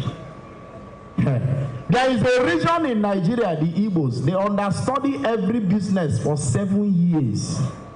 They don't understudy BBL for 6 years. Next year, Igbo people go start to do BBL. My brother, you know, say any business where Igbo man enter, they crash the price. Before to go London, they're very expensive. When LP started going to London, they crashed the price. Next year, when you see two girls, so they discuss, wow, Angela, your curves are beautiful. His balance as many. The balance is me, Clint, and Gordons. After now, anything you see, you take. If you like, go buy CD. Just laugh. No joke, just be laughing. But your money is going like this. As I talk now, another 2,000 will come out. So, MC for God did his first show 8 years ago. Title of show, I'm Running. He run. 8 years, he do show now. I don't know say you feel live for this life. Me that did not do show in 2024, if this are not get sense. You they said table 2 million. I say, bro, you have made it in life. They say, bro, they're not in buy you. They are collecting table. Have they sent the money? They said next year. I said the show now this year. I said that the Ghana. Oh, wow. But ENUGU, thank you very much. You can remember when we started doing comedy in this town. My first show, gate fee 1,000. I asked one guy, you come and show. He said, how much be gate fee? I said 1,000. He said to laugh. Is that how expensive laugh is? I saw 1,000 is cheap. Say forget that thing. Say if I go to Polomo now, if I take my soup and I give them and listen to Sonny Bobo, I 4 bottles.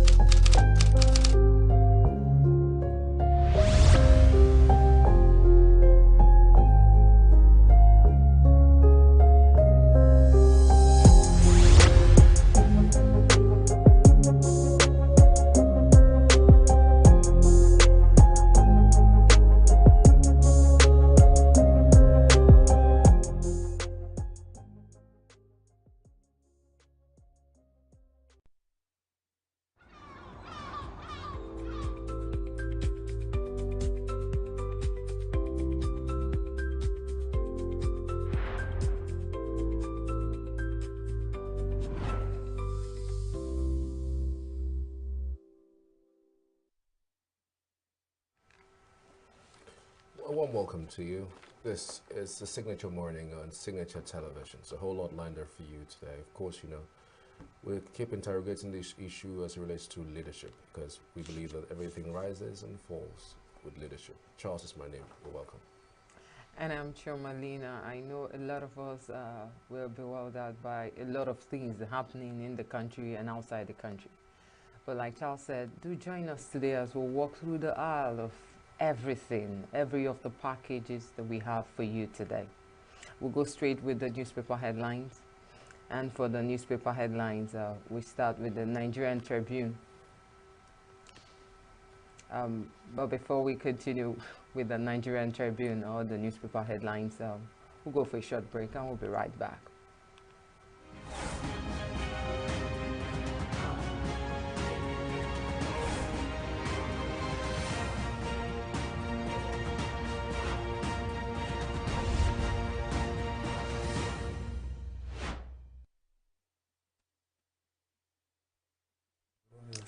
Our first paper today, before we go with Tribune, is Daily Independence, because it has some striking things there.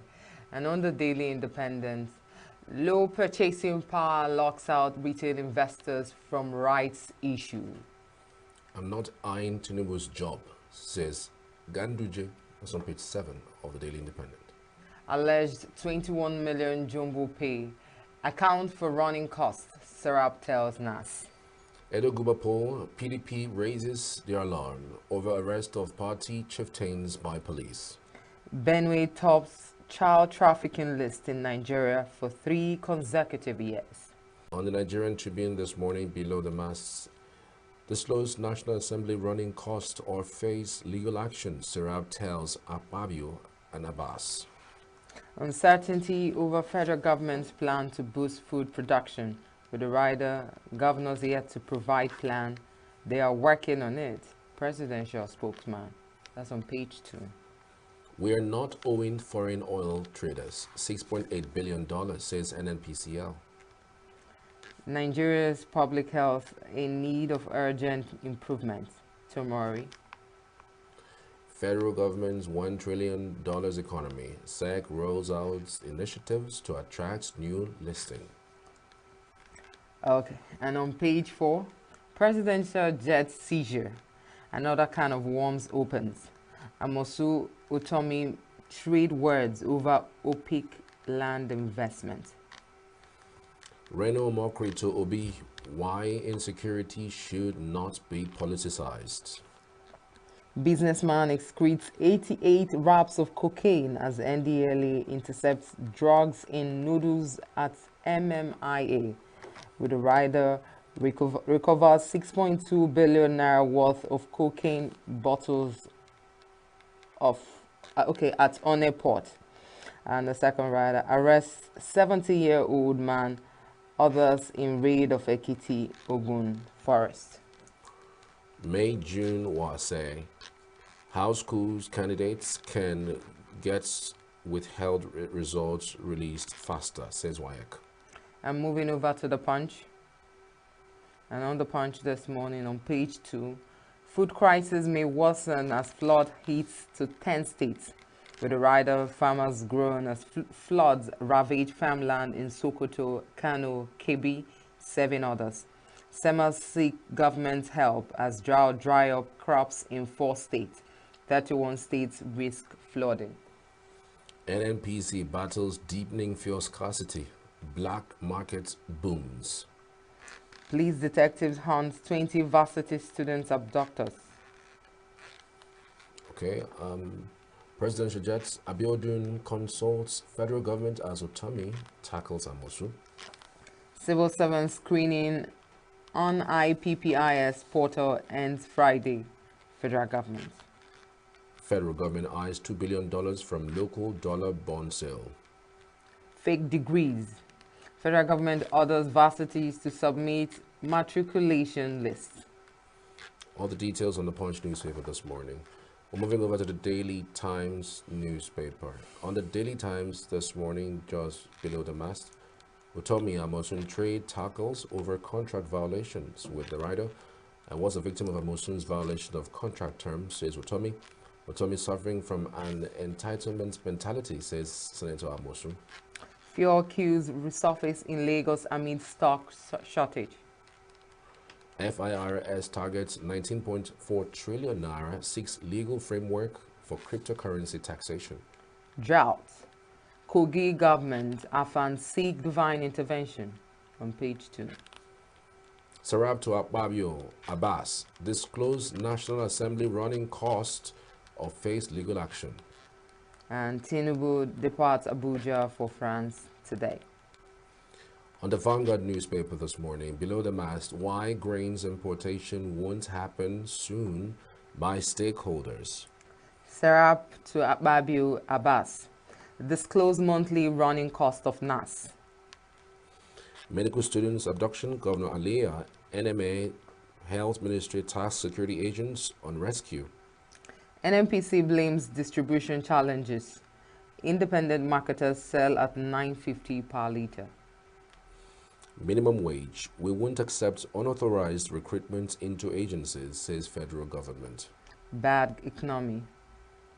Drop in passenger traffic unsettles domestic airlines. All right. Okay, moving over to National Star. And on National Star on page 2, fuel scarcity. Nigerians groan as hardship persists with the rider. Marketers sell at $9.50 per litre. Black market 1,000 to 120,000 naira. NNPCL gives reasons for scarcity. FIRS mulls executive bill to review tax laws, regulate crypto market. Kano.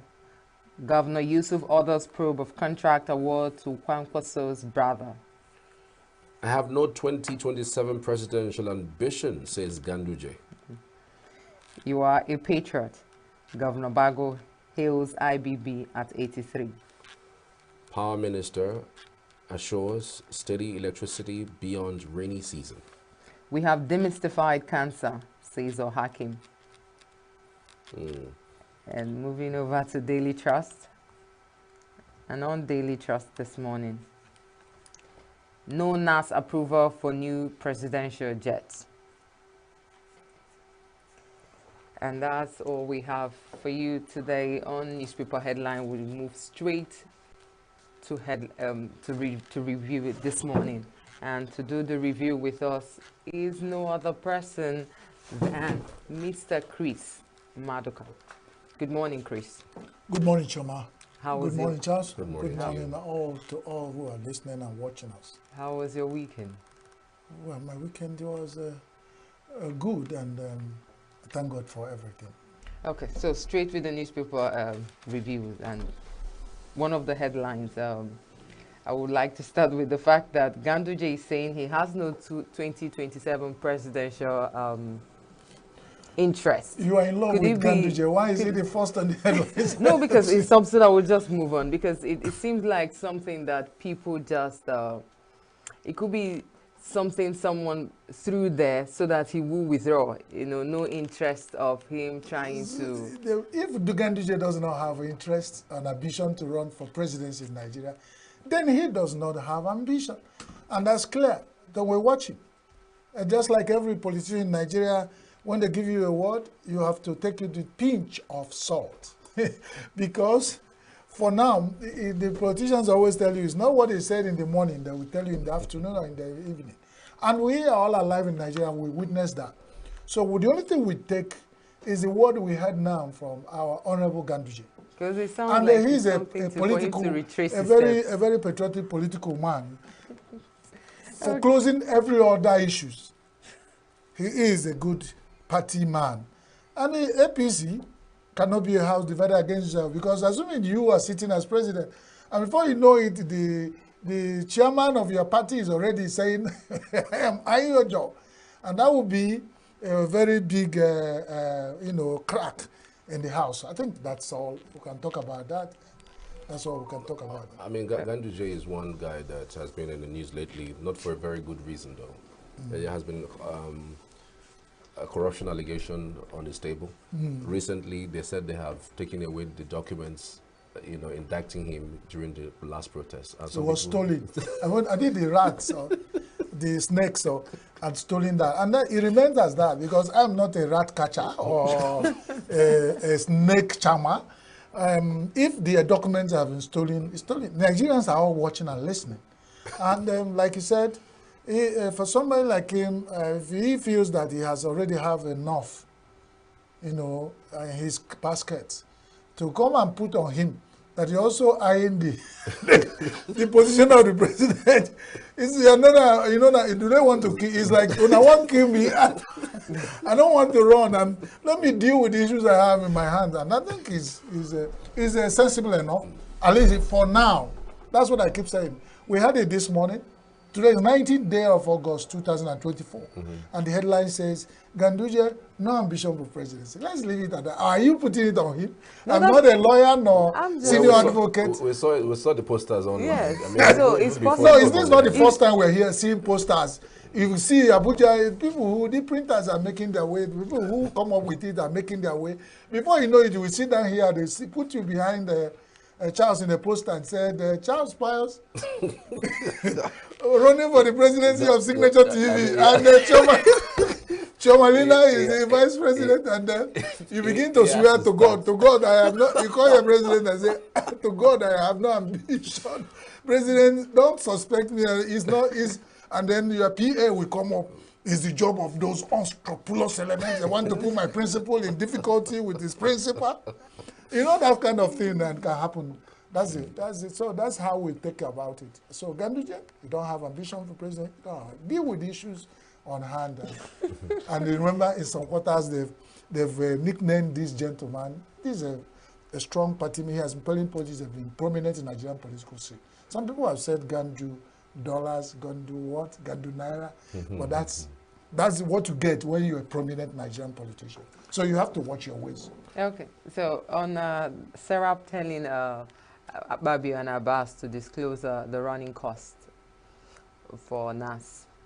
If nobody has told them and Serap is doing it, me and you will say, Serap, we support what you have told NAS members.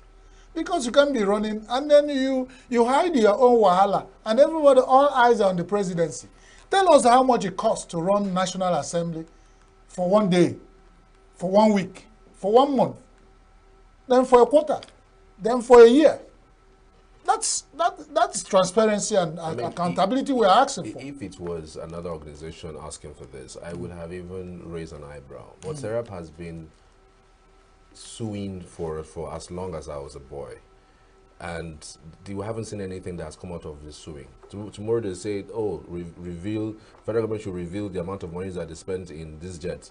Oh, the next thing, you don't hear them again. Federal government should release the amount of money that they release in this one. Then after 2 months, you don't hear that again. Every time that things like this come up, they come up. Federal government should threaten legal action. What do you want, Serap? Serap is an activist group in Nigeria that felt that they can speak on our behalf. And you don't prepare. That doesn't win a case. No, what we say, what is it? It's Nigerian court that Serap is taking their case to against Nigerian establishment. Yes. So you don't pretend, and nobody will pretend they've not had Serap saying National Assembly, review your cost of running. So, but like Charles is saying, if they cried over a particular issue and it wasn't resolved, and they kept silent, and they did not answer or tell Nigerians, hey, federal government didn't answer to this, so that it doesn't look like a case of just like an organization so that it doesn't look like a case of Serapis being given some handouts, and that's why they shut up and moved to the next one. That's what I'm trying to say. Do you understand? Like you said, all I know, I don't want to, because once Nigerians we lose interest and trust in everything, then we are hopeless. So with the little hope we have seen Serap doing, querying everything federal government does, that is negative, is enough. Is it just about querying? No, at least querying is enough. We Nigerians, what have we done? Is it Serap alone that will solve Nigerian issue? Serap is run by Nigerians like us with blood and the flesh and blood in their, running their vein, the blood that run in your vein, they still have had hunger and hardship. They still go to market to buy So it. if they have taken it upon themselves to actually come out and say this, so that it doesn't look like the case some people see with NLC sometimes, that NLC will say, okay, I understand now where you're going. If some people in Nigeria have been creative enough to discover where they will be chopping. And if Serap feels, like you said that whenever we query Nigerian issue and we are settled, and they go home and solve the hunger and hardship problem for that day, and then another thing happens, they come and query. If that's what you want to believe, or what other Nigerians want to believe, maybe you're asking Serap, you suggest to them and say, what more can we do? How many Nigerians are coming and say, Serap, we are in your support you. What you said, and they've said it today. How many Nigerians will tomorrow in the headline said, we support what Serap did. We are asking for NAS to. And another Nigerian will say the same thing, another will say. And the people they are asking for will say, how Serap has opened a can of worms. Let us begin to answer Nigerians. Is it also possible that Nigerians do not want to go back up somebody or an organization that they don't believe or trust is going to stand firm? Do you have any cause to believe that Serap so if they are going to stand behind you, if a Nigerian is going to come and stand behind you, he needs to be sure that you are going to go the whole 9 years. You're not going to leave halfway. What I would suggest you do, let Nigerians come out, support Serap in acquiring the NAS to review and be transparent with the cost of running NAS, and then let's see what happened next. If at the end of it all, we go to war or to battle or to hunt with Serap, and they turn around and say our legs look like that of an antelope. I wish they published some of these activities that they actually go to court. Publish that they have won this case against this particular arm of government, where they said that this and that doesn't happen. Because for the life of me, every time they come on board, the last time I checked was they were in court with one organization. At the end of the day, we don't hear anything about it. So if they can go the whole hog to even publish as much as they publish and say they are threatening to go to court with the National Assembly, is it possible to also publish the fact that one or two of the cases that they have in courts, they have been won by them, and that they are going further with this and that and that? You know, that's just there's different winning. There's different winning streams that come up with such issues. Like if a Serap asks this and the next morning NAS agree that they will review, Serap has won. No. Now, I'm saying that Nigerians have been asking, and National Assembly has not done that. Is it Serap? What gives Serap the power much more than Nigerians? They joined the stream of Nigerians asking NAS to. So if their voice towards what NAS is doing will give us some positive response from NAS, is it not winning? We're winning together. I'm saying each time Serap does that, I finally find some Nigerians who come up and say, we support this, what Serap. That's what I'm saying. Nigerians so we should support them. The Nigerians don't believe in them. That's why they don't come. Charles, if you don't believe in Serap, you do not believe. I believe in Serap and what they're doing. Okay. Keep querying the issues in Nigeria. Because some of us, this thing we're doing now is the only power we have. It's only when we are even asked not to even query. That's why you get worried. Like, when these things get wrong in Nigeria, if you see something, say something. Then the job of who we act remains the job of who. And don't think Nigerians are not watching and listening. It's by saying nothing at all that we are all guilty. And we say, Nigerians, if you see something going on in Nigeria, say it. Because we are not running away. If we run away from the bull, who are we running for the bull to hit? We cannot run away from the bull forever. And then when we say we run away, we don't want to talk. Who are we leaving it for? So I do not even want to discourage Serap from raising their heads up, asking questions, asking the authorities to account. No, I don't think we are. Our point we're saying if no tangible result to you has come out. No, it's not about tangible continuity and transparency. If I'm coming out and I'm saying this is what I'm seeing and it's not good, I should also know that there are people who are watching, who I'm accountable to. I believe Serap is accountable to Nigerians in some way. So if you're representing Nigeria in a way, be thorough with it. Well, that's the point. That's Serap, please take notes next time. Be thorough and be also accountable when you query what the federal government is doing and you don't get a result. Let us know that you did not get a result and let us know to the extent you pursue these facts and come on with, because I think you're also making a point. But I'm saying we encourage you with what you are doing. Go ahead, query these issues, but let also be accountable to federal government, because what is good for the geese is also good for the gander. If we are pointing fingers to federal government, you that are pointing fingers go to equity with clean hands, and that's all. All right. I don't know. We have an election on our hands, September 21, and the PDP is raising an alarm that the police wants to arrest is shifting. I don't know to what extent, really. Are you following those states' Guba elections? It has always been that way, though we were not expecting, like I said before, we're not expecting anything less. Because here we have horse trading at the highest level. Edo, Edo is wild, Edo.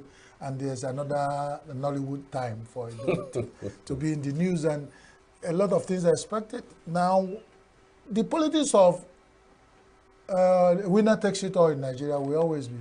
The power of incumbent in Nigerian political scenario is there, we all see. Whenever you are there, nobody stands up to come and contest for the same position. And we come back and say we are running democracy.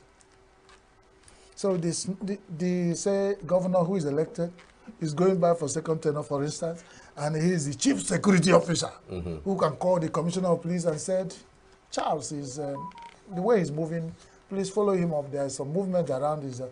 And if you think PDP is a strong party in the politics, and the police, the chief security officer has directed the police to keep eye on them.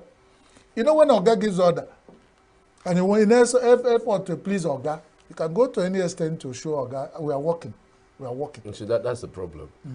Most of the time when there is insecurity in the states, the governors tend to give excuse and say that they don't have powers, that they can't control the police. But when it comes to using the police to gag, members of the public or even gag opposition, it becomes like their prerogative. They use the police very well, in carrying out those. And that's the reason why the state police has remained.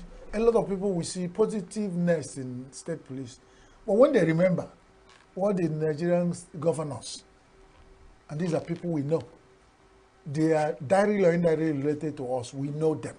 We cannot pretend we don't know how typical Nigerian politician can use power. And you say, you carry the power of state police and give them. Then they have federal police. And you have commissioners who they struggle for power when they come and say, I'm chief security officer, the ones there, I'm report to IG, and there will be these tussles. And the winner takes it all, or whoever pays the piper issue of push and pull. Imagine when such powers, you have a state police where the governor coughs, and the state police are catching cold. And there's an election coming.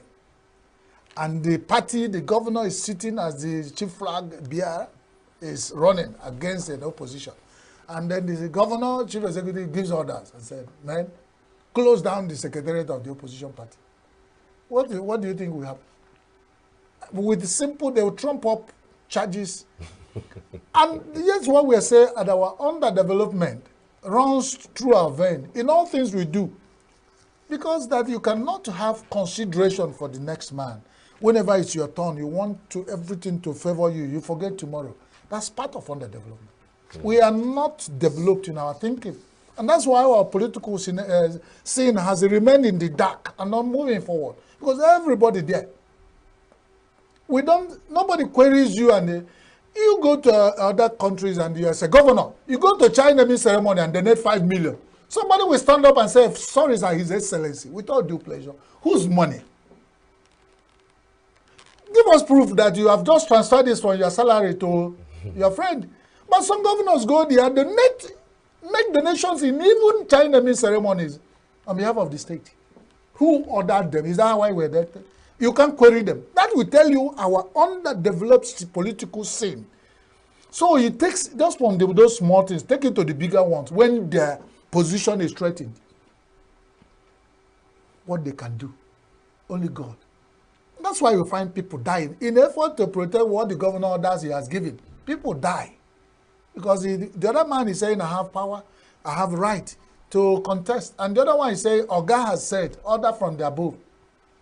It's in Nigeria that we have had security organizations say, order from above. And then when they hear that, you know what it does to regimented organization when they say order from above. And when you are being trained, they wipe off your brain and said, obey the last order.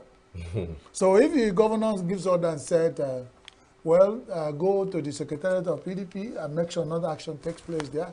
And I'm just giving a scenario. I'm not saying that will happen because, and you cannot deny maybe things like this or resemble this has not happened. And that's why everybody is watching the politics with helmet. We wear helmets because even if you are passing through, because Edo is a strategic state. The number of people who pass there to access Lagos and other states in the southwest.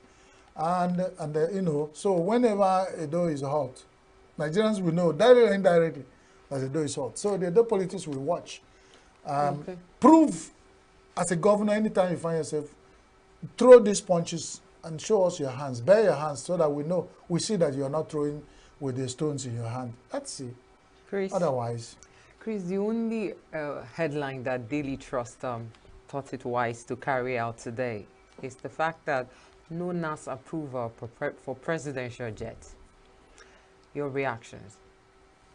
The difference you asking me to review is that some Nigerians, and I say it with all, you can prove me wrong, and that's my opinion. A lot of Nigerians do not see the difference between NAS and Asorok. So Asorok might have had it in mind, hoping that even just to present it and they take a bow. That's all you see. And then people will be somewhere defending the child they have on their back like monkeys will do. No Nigerian will stand and tell you that NAS and somebody has accused them, and we reviewed it on this desk, that NAS, somebody accused them that NAS is now a department in Asorok. So somebody it's not on Z proven that Boeing, this is Airbus, presidential Airbus, has been taking delivery of. No, he said no NAS approval. No, I'm saying if he has not approved and the delivery has been taken care of, then over the closed doors, you can see that how they minded to reach a compromise, if it is true. But NAS for now may not have given approval. But does that stop? Is it, you see Nigeria as a place where you say things follow the right order. NAS will sit down, approve for president to buy jet, and then the presidency will now still carry NAS along where they go to buy. They issue the receipt, they show it to NAS, and NAS says, okay, go ahead, deliver. Take delivery of the jet. We have 3 jets seized by Chinese company, and here we are. That's why I tell you, a lot of things fight for our concentration and comprehension in Nigeria. So this is another headline. The people are saying 3 jets, presidential jets, are somewhere in France. They say a Chinese company is fighting to take control of those things. We have recovered one, according to news. And this morning, traveling to France, and then this morning, this morning, they gave him, they released one for him to come to France for negotiation. Now he has been there, and the next thing we are hearing is that the presidency is taking a delivery of presidential jets, another one, jumbo type, that is beautiful and more expensive.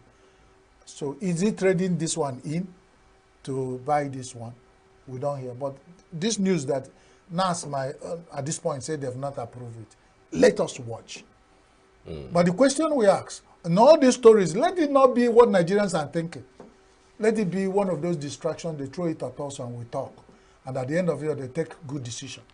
Let it not be that in this present state of Nigeria that somebody is planning to buy jets of that caliber and the monumental logistics implications. Let it be that, let it go to a rumor. The Nigerian president, President Bola Tinubu, is a man of taste. He wants everything he does to be impeccable. But at this time, do we need jet, presidential jet of the type they are rumoring that you want to buy? Well, let's move to some things that I think we need. Yeah. Food. On the Punch, the front page says food crisis may worsen as flood hits 10 states. We know that most of the food that we eat in the south actually comes from the north, and 10 states that have been reported to be ravaged by floods. So one wonders if food prices would ever come down, especially in the south. Yes, there's this policy that is in play right now, where the president says they are suspending duty on some staple food. I don't know to what extent that would even solve any food crisis. We have spoken to a professor earlier who said he's not optimistic about the the suspension of these duties on staple food. So I'm wondering, it does look like we're still in that dire strait. We are, because each time you hear, you have hope, and you step into the market the next day and say, with all this that the federal government has been doing for the last 3 weeks, 1 month, that you start seeing some, what they call 1 trillion% of impact, tangible impact in the market. It gets worse. As we have spoken, just discussed it now, step out to buy Oba.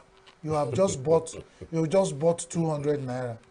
Just step out, they will tell you it's 300 naira. No, These are real facts. I don't think it's 200 anymore. I heard from some people that bought that the least amount is like 300. I'm just giving instance. They're now the one you bought 300 this morning. That's the one you buy this. The one you bought this morning, eh? The one you bought this morning, just go. You bought 300 naira. Go step out after discussing what the federal government is doing to reduce food. Go out and price again, and that's what we have found over the last 4 months, 1 month to 3 months talking. So, is it better that we ask the federal government, please just keep mute about these policies of reducing? Because each time you say it, we find worse situation. And then uncertainty over FG's plan to boost food production. That's one headline.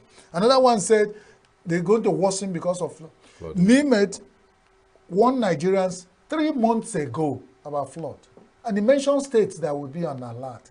Ministry of Agriculture of those states, Federal Ministry of Agriculture of those states, all the aligned ministries had a NIMET report. What have we done? And now this is the peak, the zenith and the apogee of rainy season in Nigeria. And some states are already under flood. And that's part of what you expect to get better. We don't run for rain, and we are drenched. My only concern is that if the food situation in Nigeria, as I said, I'm not prophet of doom, gets worse than what I've witnessed this morning.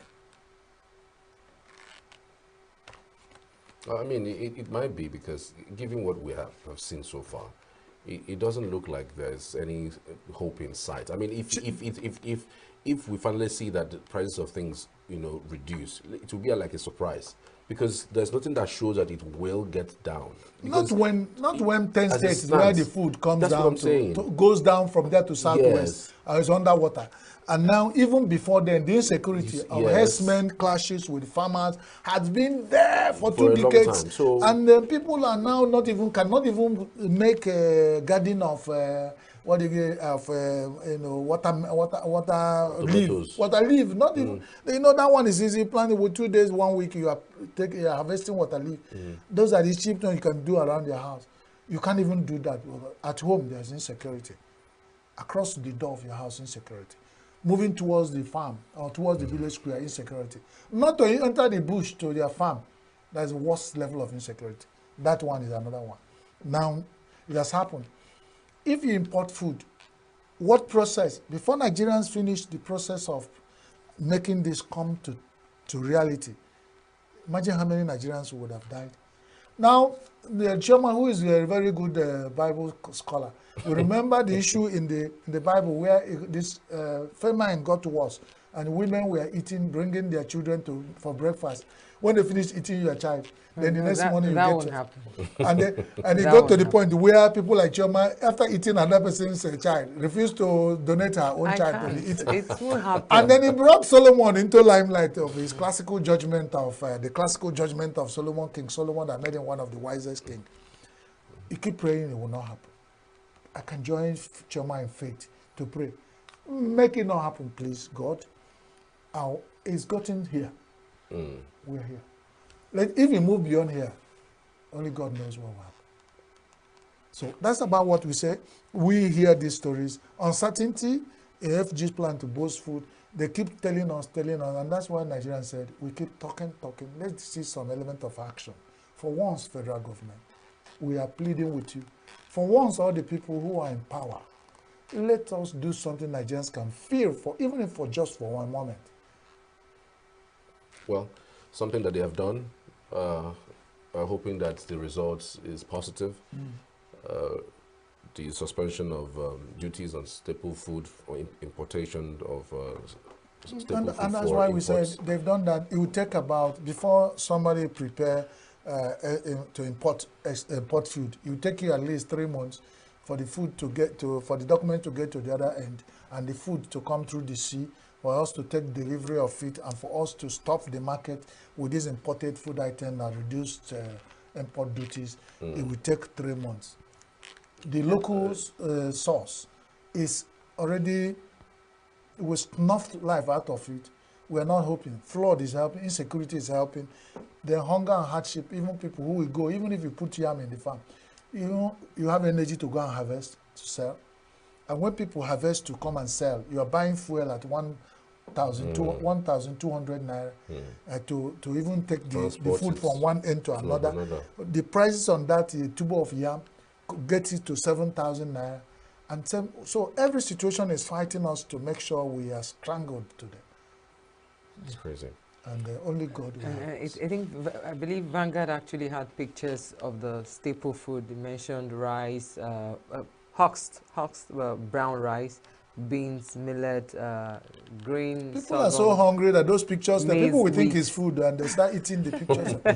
They are just, people are as hungry as that. So it is, to use that as headline, I don't know, you won't going to make people buy the newspapers. Okay, let's move beyond that. Let's move beyond that one. What do you make of Amosu and Utomi's back and forth? It's a beautiful thing.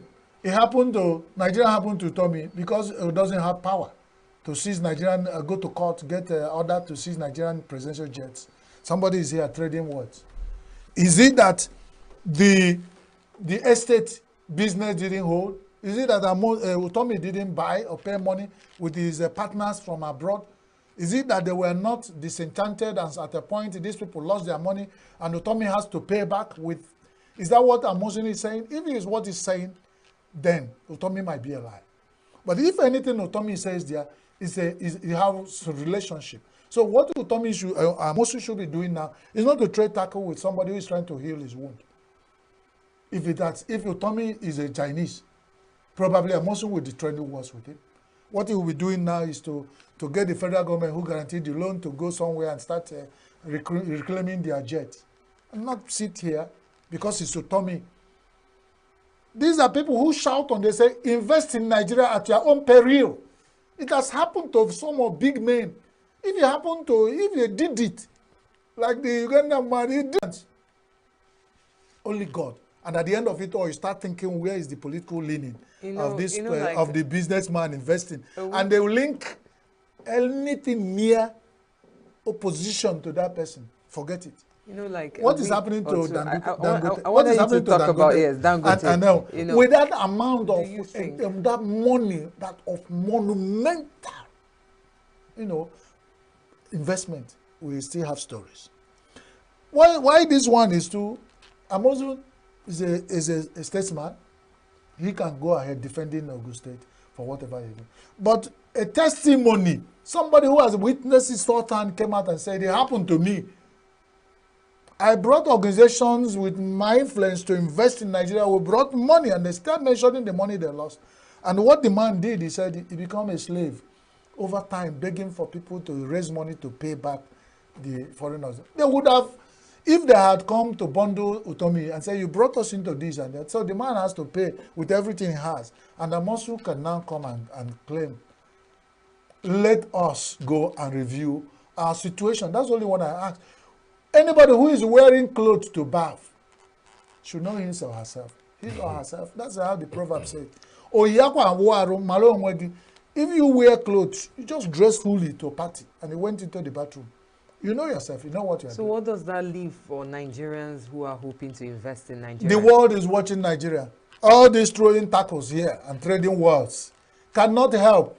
If you don't have an environment that encourages people to bring money and invest here, you don't have it. No argument will settle it. No trading tackles, as the headline said. Utomi Amosun trade tackles over contract violation. You ask yourself, how, as Nigerians, is it in our character to follow up contract to the end, reading through every word, making sure we're following the clauses, bringing in the legal, all the experts into everything we do to make sure we do not make mistakes as a nation.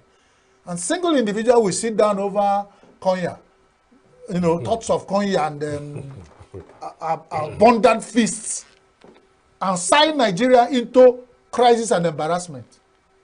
And when it comes and people say, okay, we still manage on, is a Nigerian, this is a country we find ourselves, we are building a nation. And after so many years, this happened. You're coming back to trade wars for. Is it that you have slapped him and then you want to stop his mouth from not talking? What word are you tackling? Did you guys do what you're supposed to do, that it got us to presidential jet to be seized in France and caused Nigeria embarrassment? And you have tackled, let them tackle the federal government. The federal government should tell us what Ogun State is doing in this case. And all the people lying in the line of duty that are passed here as governors of the state, when these things will happen and this document passed through that and they didn't do anything to put us in this embarrassment, let them treat it as another Nigerian, what they call it, parapo. Because if you talk, they will say you are not from that region. That's what has kept us where we are. Right. Let the federal government treat the issue and let us know also transparently what they've done with Ogun State that brought us to this embarrassment. Trading tackles with anybody who has experienced contract violation in Nigeria cannot sort anything out. That's my standard. All right, on the Nigerian Tribune, businessman excretes 88 wraps of cocaine. And that drug in noodles. I know to hear say drugs in noodles. So if a Nigerian man, that means there's no food at all in his stomach, so it's linked to hunger. Because if there's a portion in the stomach that will contain food, his stomach will not contain 88 wraps. I'm even wondering how the packages, do they tear the stomach? And they probably we call somebody around where we are talking who has experience to tell us, will demonstrate to us, because the way you're putting the question, I'm actually here to review newspaper headlines and not to review the business, the business, what I know. Yeah. Then Charles, with all due humility, I do not know. My expertise has not gotten to how to conceal drugs, not even in my body, but to swallow it. What you give me here, I can swallow very well. Amala, well-made amala, apple, and the yam, rice, beans, when I find one, and the other things that go with it. But to swallow those things, I don't know. Because it's not even a small, for it, that AJ wraps. If they tell you the market value, you know that your salary in 12 months. He actually stated that 6.2 billion naira. So, and you know that so some time ago we talked about the fact that they concealed some a harmful substance in an edible, I think, baby's milk. Now, this is a ENUGU. How do you balance it? They know. The noodles they used to have, some of them, when they run out of machine, has holes in there. So they have, or Nigerians can be so creative. And with all these Indian, Chinese machines, somebody can be at home mixing up cocaine and some flours and running them out as noodles and package. There's nothing Nigerians can do. So the faith in what we're eating. They are not selling it to you. This one just discovered. So don't be afraid that somebody will go and package noodles of 6.something billion naira and then bring it to sell to you. How much you buy it for 100 naira? No, there could be misplaced packaging. For instance, at the you can only get high after eating such noodles. What else can you do? You get high, no, and for then someone who hasn't, you forget you forget hunger and hardship, and you then say, it might not be highness. Some people might be exposed to these drugs and die. It's not about being high. I'm only trying to bring out the impact. If it happens to that level, because the people who do the business, they only make sure you follow them to their destination. They don't do it and distribute in the market. And they got to the airport, that's where they arrested them. Or even the one that packaged in baby food, they arrested them at the airport. And you are calling the attention, next time you go to buy baby food, you open it, because it's well sealed and packaged. You open it and see whether it's well sealed and packaged. And you test it. Would they allow you to test Nestle lactogen to see whether it tastes like? And that's when you know the taste of cocaine. That's when you know whether your child's the lactogen tastes like cocaine. So leave that off. It's not even part of our problem. The people who have it as a problem know, and it's not poor man business. No, you're not understanding. My point is, these people that do these things, do they have a mind that, because you're saying that they follow you through, they're not going to enter in the baggage section. They're going to sit where, people sit, right? Now, if there is a misplaced, are they not also factoring in the fact that this could enter wrong hands? Well, and how would so somebody who thought to that extent, you're thinking somebody who has thought about committing suicide It wasn't one day he thought about it. And somebody who throws stone into the marketplace knew that the mama or grandmama or extended or nuclear relation might be there. So for them, they know, they open their eye clearly and know what they are doing. They don't care. And that's why when they are arrested and Nigerians are saying they're dealing with them, they might even be the people, that were saying, that's why I say, if you catch people who are going against Nigeria constitution or anything legal, punish them appropriately. Do you understand? Let it not be that even when money is changed hands, those people are gone home. And we have had that. That's our cry. Let us begin to punish people for the offenses. And Nigeria has stipulated what offense. Yeah, so this is part of what we want to encourage Nigerians to do. Let us not keep talking and talking. Let us begin with actions. That's what I encourage Nigerians to do, and all the people in authority. So, if a chance secret eight wraps of, they will come and take you from here, put you where you be, and chairman will take up your position. Then if it's me, because if it's me, punish me. Then we are saying let there be justice, equity. Whoever has done what is wrong gets the punishment. Let us not begin to polish punishments and talks with sentiment, tribalism, and bribery, corruption, and nepotism, and all those issues that has kept us where we are. Those vices cannot take us further than until we stand as a country and start facing this fact. We cannot grow. Few queues have returned to the filling stations. Lagos, we're seeing numbers getting high. Even in Enugu State, for the very first time, I'm seeing queues that look like the one I saw in Abuja some time ago. Especially the it's NMPC, deepening. The headline says it's deepening. NMPC filling station, because they sell, they're only filling stations that sell 600. Others sell as much as 750, 900 as I used 900, you know. So, and those places, when you go to those places that sell 600 and 750, there's usually very long queues. Only NMPC sells 600 naira. And you have only one major one around where you stay. Yes, and then there's another one on that. I think 3 major filling stations are around town. But when you go there, you are sure going to spend. So imagine imagine a situation where 5 million, a city of 5 million people on average, will queue up to buy fuel from 3 filling stations. So you better imagine what we're saying. Then NNPC said we are battling to reduce this effect as the fuel scarcity and black market booms. Now I ask myself, what is the black market people selling? Are they selling water? Where is the source? That the people, the legal means, are not getting fuel, even at 900 naira. You're not getting. But the black marketers are getting enough to sell and sell at 1,200. Don't you see can't you see something wrong with it? Absolutely. Because if this thing continues, another set of Nigerians are cashing into it to make money. You go to filling stations that deliver fuel just now to sell to the people, they say they don't have fuel. But very close in front of those filling stations are black marketers who are running around selling even adulterated things that look like PMS to you at 1,002. The type you will find a way of scratching 1,002 to buy. The next moment your carburetor is gone all out. Okay. And you are abandoned in the forest where you are battling with insecurity because your car has just dropped you there. Okay, and Chris, that's double wahala for dead body. Chris, there is so much to unravel in that aspect. But however, we have Godwin Sunday standing by for Dateline Abuja. Good morning, Godwin. Good morning, Charles. This morning, I'm enjoying the conversation in the studio. Okay. Good morning to you, Godwin. Yeah.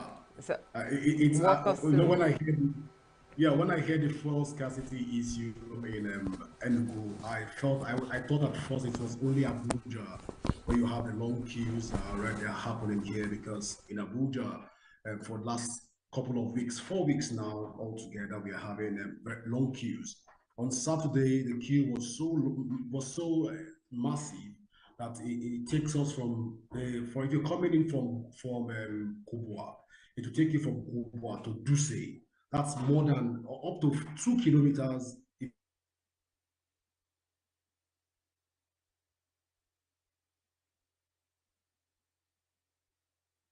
The network there isn't very receptive. But whilst we wait on... it's a national issue. It is. It's a national he was issue. just about to talk about the long queues. Godwin, are you there?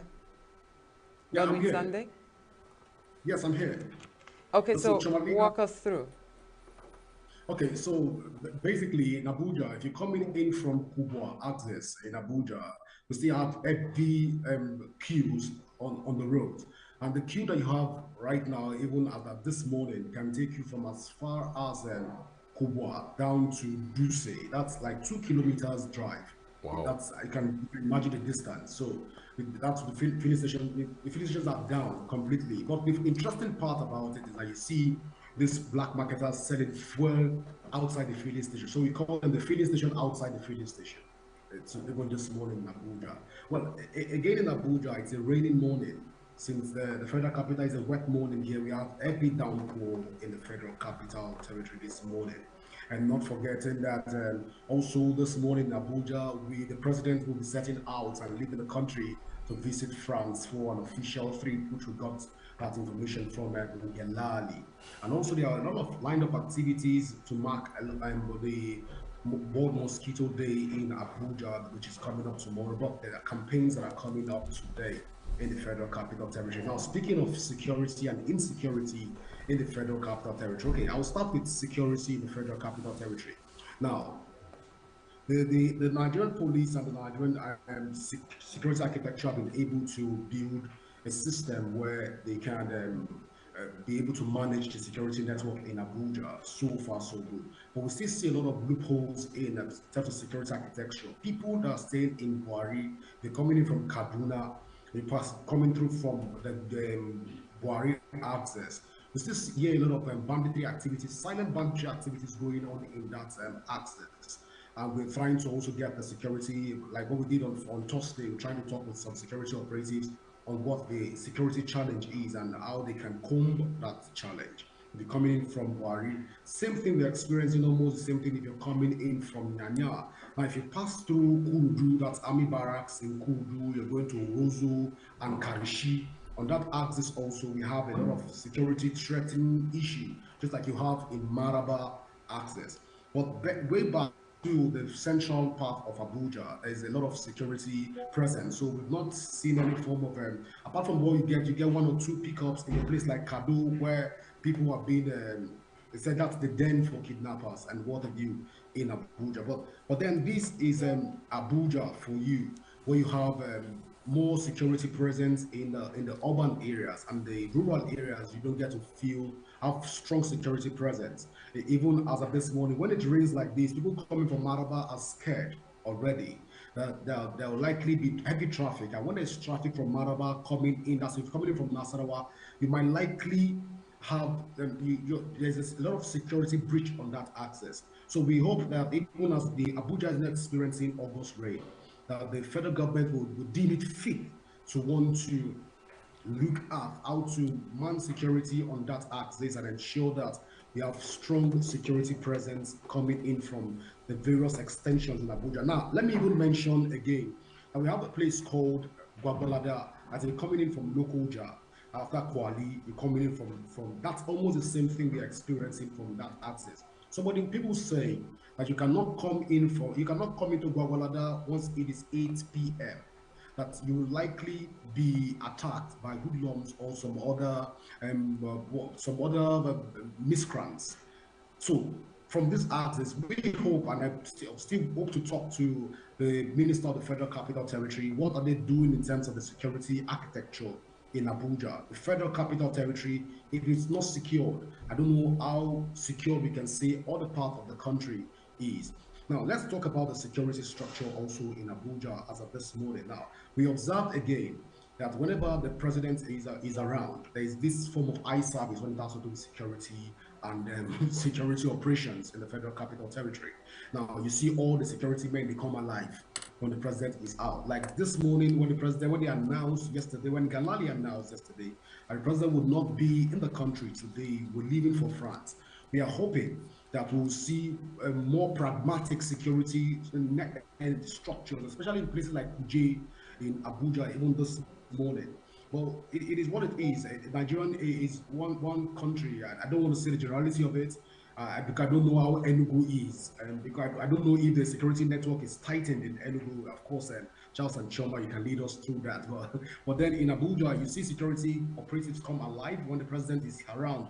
And once the president is not around, we have a loose security network. We hope that this will not be the case, even as the president has left the country. And we hope to also get the minister of the Federal Capital Territory to speak to us on what they are doing in the rural areas of Abuja in terms of manning strong security presence on that axis so that we can have a formidable security network and ensure that every indigene or a visitor that comes to Abuja enjoy the feel of security, whatever division you find yourself in and around the Federal Capital Territory. Now, let's talk about the transport situation this morning in Abuja. Now, the road is a bit free. Now, once it rains in Abuja, we have a free road. Once we have every downpour as we have today, the roads are free. Now, immediately after the downpour, if you're coming in from Nyanya, you'll be experiencing long, heavy traffic coming in from Nyanya to AYA. If you're coming in from Zuba, you'll be experiencing a very heavy traffic after Zuba. Then when you get to Day, it's heavy traffic also. Then that traffic will relieve you through Arab Road, then through, when you get to Galadima, you meet a heavy traffic on that axis. Now, if you're coming from Lube, you cannot beat the traffic at Galadimawa. That Galadimawa and Galadimawa, there's heavy traffic even when there's no rain. Now, imagine when the rain stops. We have heavy traffic on that axis. Now, coming in from the airport this morning is a free road coming in from that axis. So that's the update on Abuja this morning, and Choma and Charles. Okay, so thank you so much, Godwin Sunday. Just before you wrap up, the president is traveling to France. So many people say that he's traveling to France because of the seized private jets. How are people in Abuja reacting to this debacle that we have found ourselves, especially in the Federal Capital Territory?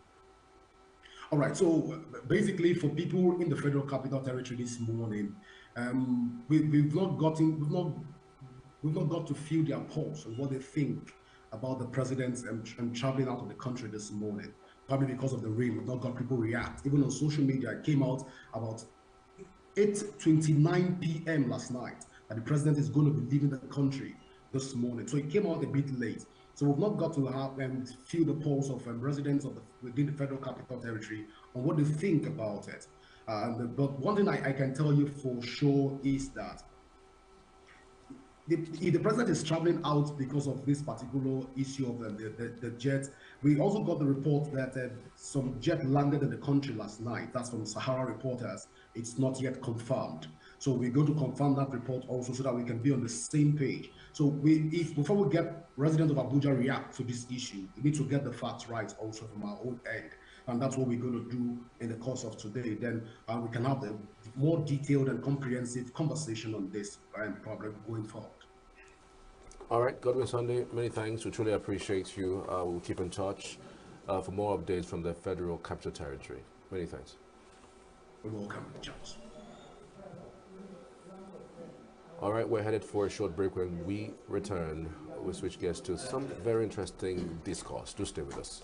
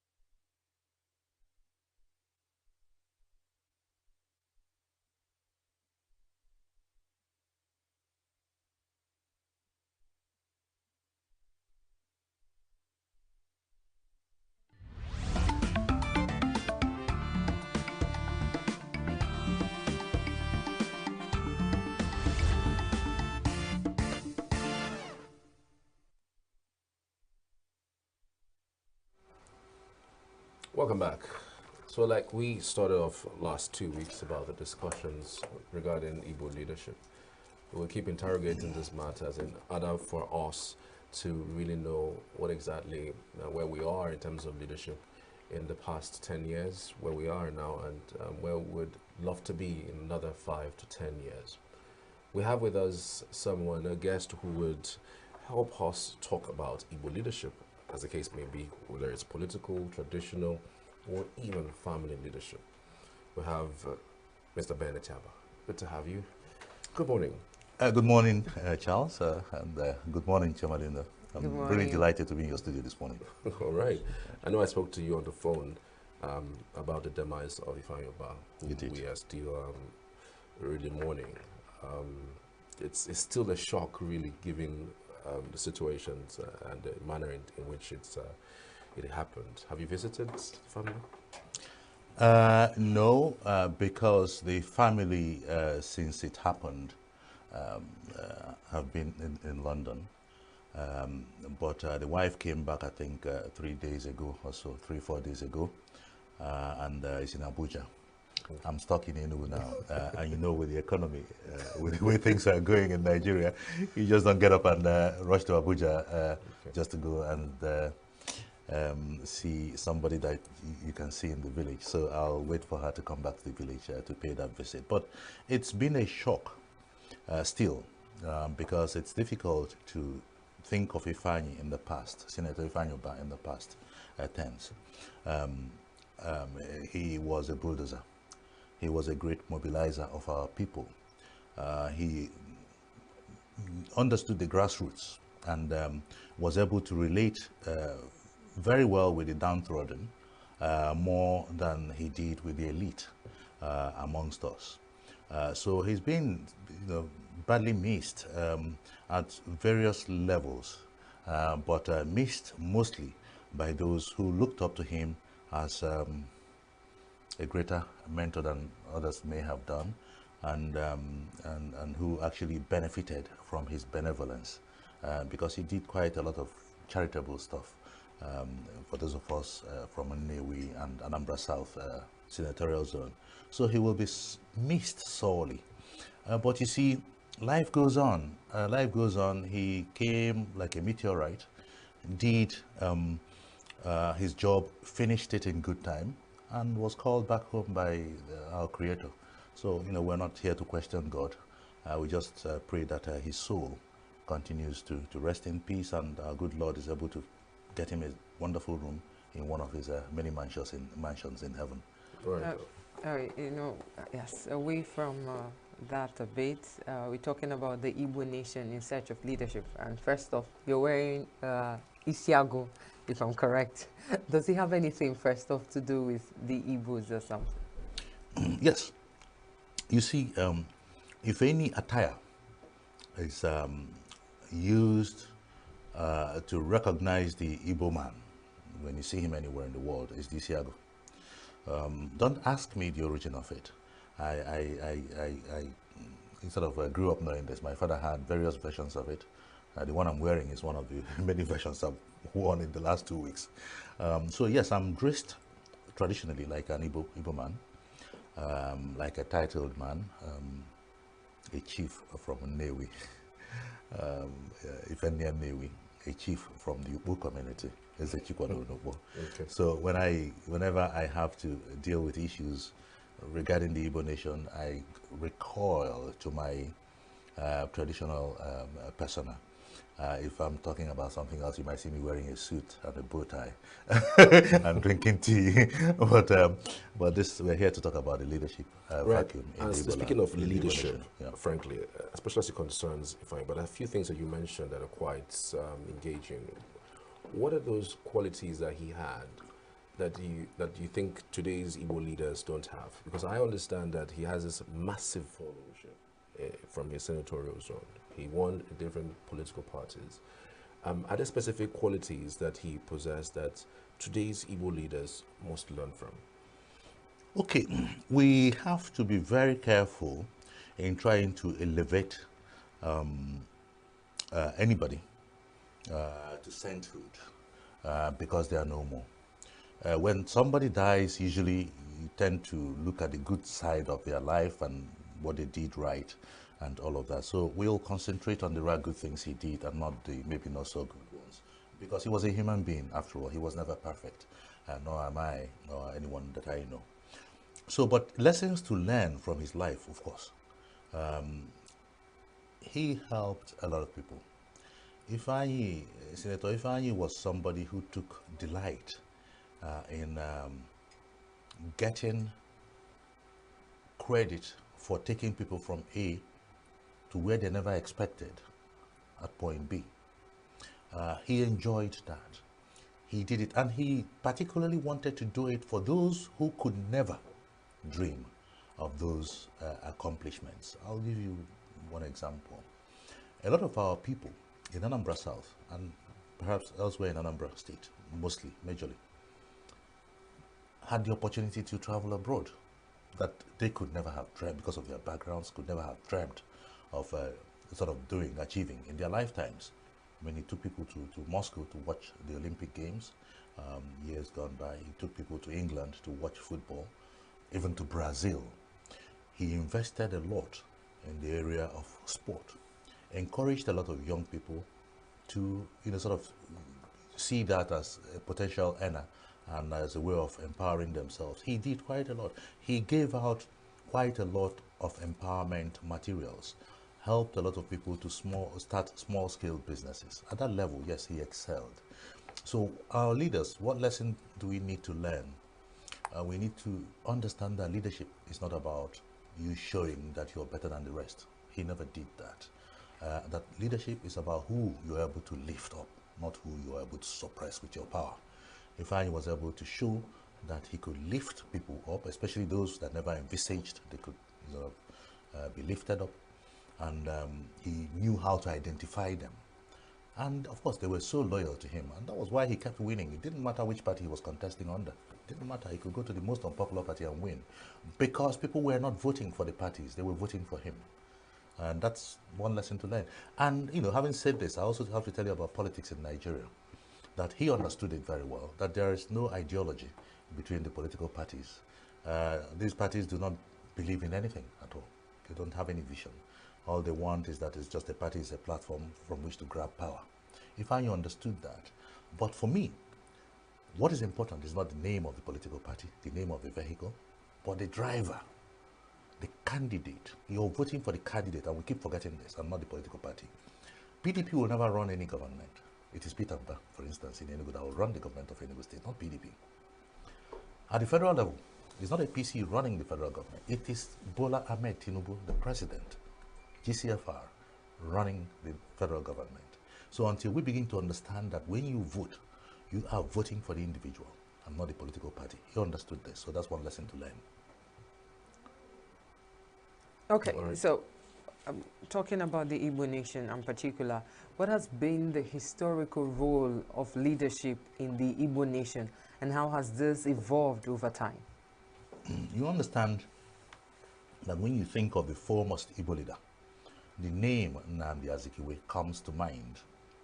Zik was able to lead the Igbo nation in his era, lead Nigeria in his era.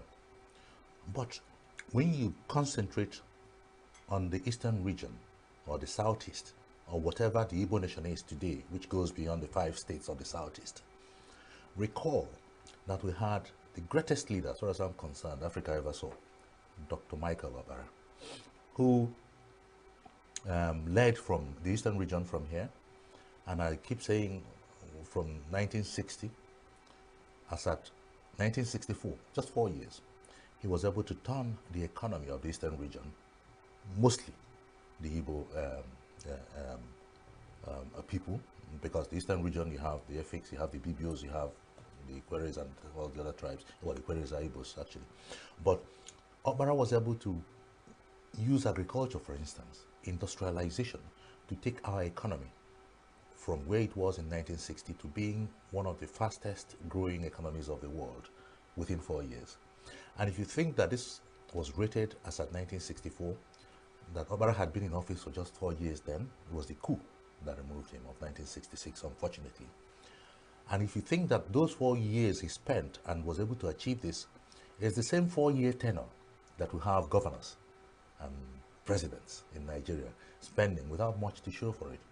It shows you that we have had an excellent leader in the past. He's not been the only one. Since him, we've had other great ones. I mean, we've had other leaders. Ojukwu, for instance, the late great Ikemba, was a great leader of our people. So we never really lacked great leaders. But what we're discussing and why I'm probably here in this studio this morning is that we're fast running out of great leaders. We've lost far too many people in the last few months. We've lost the Wanyamu, we've lost the Wenneaonu, we've talked about Ifeanyi. Yes, of course, at his level, you could call him one of our leaders of the Igbo nation. And many of them, like the Ajulu Zodike, just to name but a few that come to mind. We talked about Wanyamu, I don't know if I mentioned him earlier. So you find that we have not lacked, even as they are gone, we still have leaders around. I'm not here to mention names. It's not right to begin to say, who am I to begin to tell the Igbos who their leaders are. But what I'm saying is that we've never lacked great leadership. But what we need to do, and if we're talking about Ohaneze Ndigbo, the apex organization of the Igbo nation, we should make sure that we stop electing very old leaders. And I say use the word very old advisedly, because I pray that I'm old. I pray that I get to 80 and plus. My mother is 81 now, so I pray that I live up to that age and beyond. But we need to, when you're talking about people leading the Igbo nation, you have to get younger men or women who still have the energy in them to be able to drive the agenda of the Igbo nation. So there's no point in appointing an 80-year-old man as President General Ohaneze Ndigbo when you have people from the ages of 65 to 75 who have similar experience, similar stature, similar, even better worldview to choose from. So I'm advocating that we go for a generational shift and look one generation down or one decade down instead of going for the 80 plus, who should be sort of enjoying their retirement. Come down a bit to 65 to 75. I don't qualify, by the way, obviously, within that. So that's what I'm advocating. Yeah. Do you think it was lack of leadership in the Igbo nation was what caused the emergence of somebody like Nnamdi Kanu? I was just waiting to see how long it would take us to get to IPOB. Yes and no. Yes, in the sense that we need more selfless leadership at the very top. That's where the yes is coming from. But no, because the Igbos are Republicans by nature. Igbo from time he has always been like that. Even when Ikemba was around, not all the Igbos followed him. He had sort of enormous opposition within our people. But yet we revered him as our leader in his time. So you'll always have elements of the younger ones who will say, we don't agree. Okay, who want it done faster. When you're young, you're bursting with energy. You want things done yesterday, not even today, not to talk of tomorrow. So no, those younger hotheads will always be around. With the right vision. I mean, Nnamdi has a lot of Nnamdi has a lot of followership, and you can't take it away from him, whoever you are. He has the right language that you cannot take away from him. He says the things that resonate with our people. You can't take it away from him. So we need a leadership that will understand the message that he's given to the younger ones and run with that message. I mean, I'm talking about people not who will copy and paste, but people who will understand that and feel that, okay, and be able to see that our people are frustrated, our people are tired, our people are hungry, our people are angry, and deal with it in a very calm manner and not in a hot-headed way. Because that's what we say in Igbo land.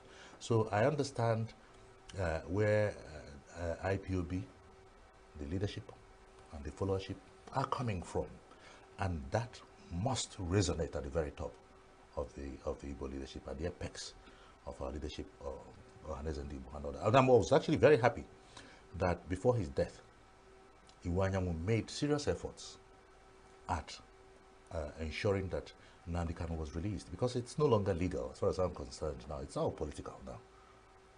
And if it is political, he has a good team of lawyers, sort of acting on his behalf.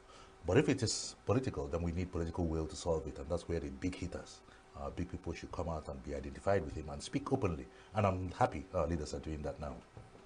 The 5 Igbo Southeast governors came out the other day and stated clearly that they wanted him released. And up until this moment, it does not look, the body language of the president doesn't look like it's going to be released anytime soon. There has been advocacy for him to be released, even with the court judgments that even the president refused to really heed to. Then you wonder whether there is something more that we don't know that is happening and the reasons why he's been held. Okay. I think we have to be very fair to the president. Okay. That he does not control the courts. Okay, let's bear that in mind. I mean, he doesn't issue instructions or diktats. This is not a military dictatorship, it's a democracy.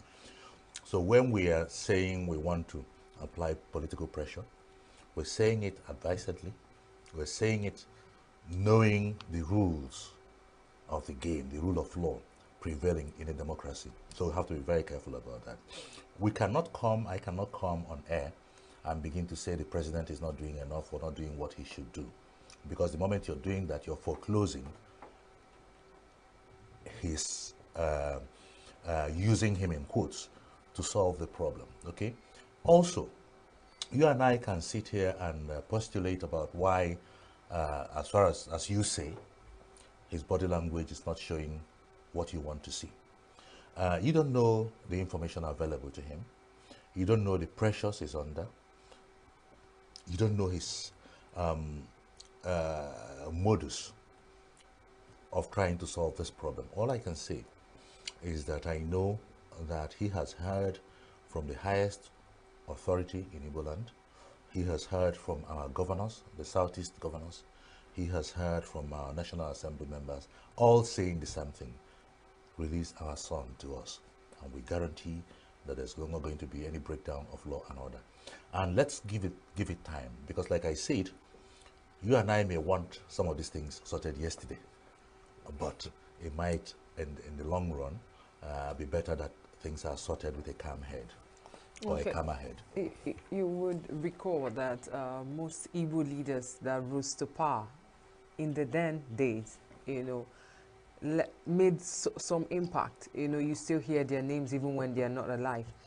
But most of the Igbo leaders now, even when they're not in power, you no longer hear their name, most of them. What is the difference between the Igbo leaders then and the Igbo leaders now? Okay, different era, different challenges, a different country. It was easier post-independence to shine. The polity was stable, expectation was high, the country was not in turmoil. Indeed, the way Nigeria was progressing in the 60s, one would have thought that by now we would have been one of the superpowers of the world. But like I said, unfortunately, the younger hot-headed ones in the military scuppered all of that. I am not here to pass judgment on them, because when this was happening, I was a toddler. I don't know what they saw. I can only go by what my parents told me, what I read in books, what other teachers taught us. They don't even teach history anymore. So Nigeria of today is not the same as Nigeria of then. And don't forget that even since then, we've had many military interventions. And with each intervention comes a retrogression. So it is no longer as easy as it was to excel now than it was then. Because also remember that it was after that coup, when Ironsi took over, that you had the unification decree that was supposed to help sort of hold the nation together, where the shot was going to be largely called from the center. Then it was Lagos, okay? Now it's Abuja. So you find that even the constitution, that's why people are angling and shouting about a new constitution, restructuring. You find that even the constitution we have today, the 1999 constitution as amended, has made it very difficult, tied the hands of these governors, okay? That there are things they cannot do. For example, the Southeast is ravaged by insecurity. Who do we blame? Our governors. Because they are supposed to be the chief security officers of the states. And they are the ones, sort of taking security votes from, sort of from the budget every month, okay, in order to enforce, deal with security or insecurity challenges. But you can only blame them so much because they are not in control of the levers of security in their state. They are not in control of the military. They are not in control of DSS. They are not in control of the police. If you are not in control of these guys and they are being controlled from Abuja, there's only so much you can do because these are the people you're supposed to be using to enforce security in your states. So I would say, Jomo, I would say that it probably was easier running things in the past than it is now today for them. And, okay, we've had a judgment of the Supreme Court a few weeks ago saying that local government autonomy must be enforced. Have local government elections everywhere and give them their monies directly. Okay, that's all part of seeing the Nigeria of tomorrow will work better than has worked in the last few years. Because the moment you do that, even a local government chairman will now be responsible for security in his state, in his local government or her local government, in charge of refuse collection, some infrastructure, all that kind of thing, the local schools and that. So leadership and the dividends of it usually will be best felt at the commonest level, that is the grassroots level, the local government level. And if you don't have your leadership at that level being responsible for delivering those dividends, you cannot blame them. You cannot even get the best. So we are hoping that tomorrow will be better than today. That's where we're headed. Why are we not having leaders that were shouting their names today instead of the ones of the past? Because it's never, at no era is always great at the time. Remember in the year 2014, 2015, all Nigerians, most Nigerians were shouting anybody but Jonathan. Everybody hated President Jonathan. Recall? I think we're all sort of old enough to remember that. What then happened? What happened to Nigeria happened. And Jonathan's era is now being looked back at nostalgically. Tomorrow, when Buhari was there, people were saying, oh, let this man go. Today, some people were shouting, oh, boo-boo, uncle, boo-boo, we miss you. Okay? Don't put it past any of us that in years to come, Tinubu may end up being one of the heroes of Nigeria. Today, you can't see it. I can't see it because he's only been in office for just a year plus. But by the time he's done and we've gone through all of this heartache, this pain, you may find that in 10 years' time, we'll look back and say, this was the period that changed Nigeria. After all, the reforms that we're facing today, giving us all this pain today, these reforms are aimed at moving the country from where we are to where we should be. So we may bear the pain, complain about it, scream about it, but in years to come, be thankful that we found ourselves in this mess as of today. I don't know. Time will tell. Wow, interesting. How much of the aftermath of the war do you think affected the Igbo leadership generally? The Igbo nation was completely, wholly affected by the aftermath of the war. Not just leadership. I mean, don't forget that the leadership comes from amongst us. So the leadership is just a reflection of who we are, the populace, who we are. Now, remember that during that war, we were all forced to head back to our small enclave in the eastern region. Let me not say this southeast, because some of us, sort of live and come from Delta, some of us from Rivers, and even you have some Igbos in Akwa Ibom and Cross River and all that. Now, so we were forced to come back, and a lot of people came back and found that they had no homes to come back to. That's why if you go to any town in Igbo land today, I mean, I just came back from ENUGU Ezike 3 days ago, and I was amazed as to how developed the place was. I was really very happy to see what I saw there. First time of going to that part of Enugu State, okay? Yes. So now you find that when the Igbo man makes money, the first house he builds is not in the township. He goes to his village to build a house, okay? Also Chubagi, okay? So that was one impact of the Civil War. After the war, we all had 20 pounds. The ones that had sort of monies in the bank, my parents had 20 pounds. every Igbo person. Didn't matter how many millions you had 20 pounds, okay? Didn't even matter which property you had in River State, in Port Harcourt, abandoned property. We lost it all, so we had to start afresh. The problem with that was that we recovered very quickly because of the nature of the Igbo man. But the problem was that with that, for me, as far as I'm concerned, is that money has been and has become our second god. If I'm in your studio this morning, you're not looking at Ben Etiaba, what I'm saying, what's coming out of my head, what I have here. What's going through your mind is, which vehicle have I come to this place with? How many mobile policemen following me around? You know? So we've misplaced our priorities. The things that should be important are no longer important to the Igbo man, but money. Odogu. If it's a wine, I say Odogu. That's not very nauseating to somebody like me. So, and when you have our leaders are selected from the rich, the novel rich, because they are the ones that have the money to buy their way to the top. That should not happen. The moment we begin to de-emphasize people's bank balances and wallets and how generous they've been, and they've given this largesse from that to that, influence that to buy power, to buy votes, the better for us. Let us go back to an era when we found Zik because he could lead us. Zik didn't have money. He was my great uncle, Salu Odumegwu, Ikemba's father, Africa's first billionaire, that financed and funded Zik's politics.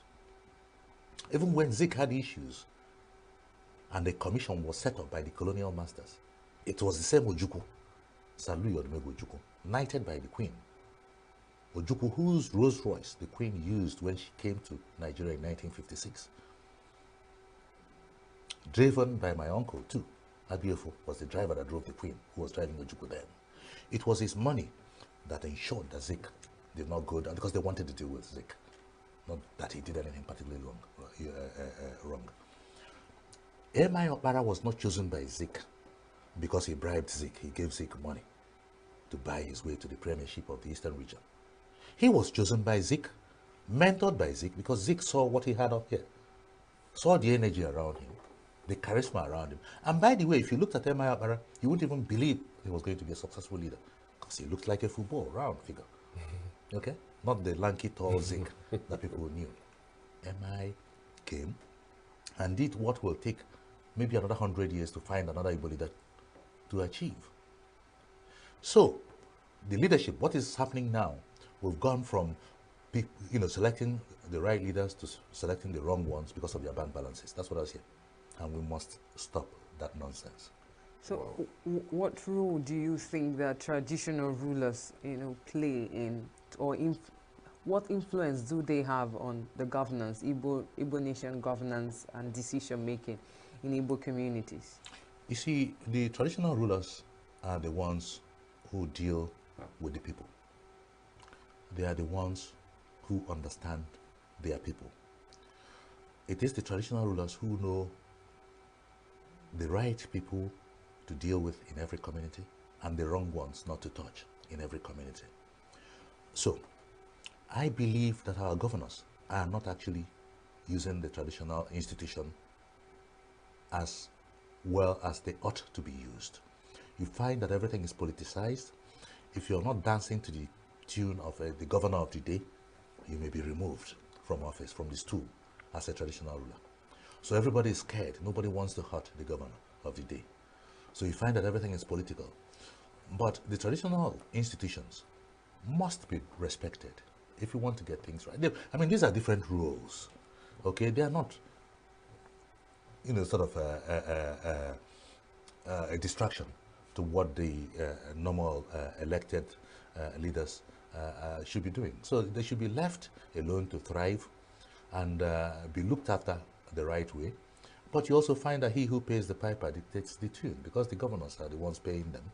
They are forcing them to do their bidding. So everything is politicized. The right thing to say about the traditional institution